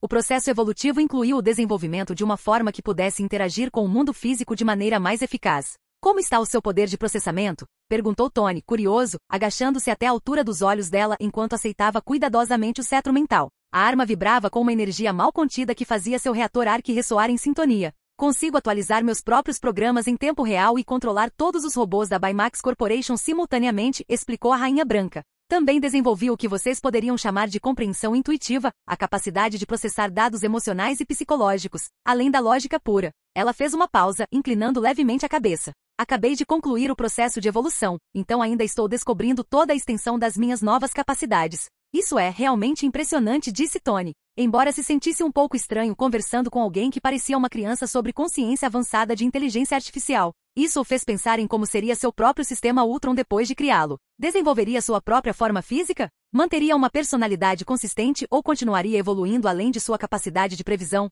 Obrigado por isso, disse ele, levantando-se e guardando o cetro no compartimento de armazenamento de sua armadura. Eu o trarei de volta quando terminar minha pesquisa. Não tenha pressa, respondeu a Rainha Branca. Estarei aqui aprendendo sobre as interações sociais humanas. Muito bem, então preciso ir. Convido vocês dois para um churrasco na próxima vez que estiver por perto. Tony acenou para os dois em despedida e saltou da escotilha da nave. Seus repulsores dispararam enquanto ele acelerava, tornando-se um rastro de luz dourada e vermelha que desapareceu no céu noturno. Banner e a Rainha Branca o observaram partir, ambos refletindo sobre as implicações da consciência artificial e o futuro que todos estavam ajudando a construir. Enquanto isso, em Asgard, Aidan estava em um pátio de treinamento, raios crepitando entre seus dedos enquanto praticava a magia rúnica que estudava há meses. A energia elétrica dançava sobre sua pele sem causar danos, respondendo à sua vontade com precisão crescente. Chegou a hora de ver se todo esse estudo teórico se traduz de fato em poder prático. Obrigado por assistir, se gostou deixa o like e inscreva-se. Quanto mais apoio mais vídeos, e se possível apoie o canal doando no Pix do canal na descrição do vídeo. Qualquer valor ajuda, assim o canal pode trazer fanfics e novels de autores pagos e novos vídeos são postados com mais frequência. Muito obrigado a todos, curtam o canal.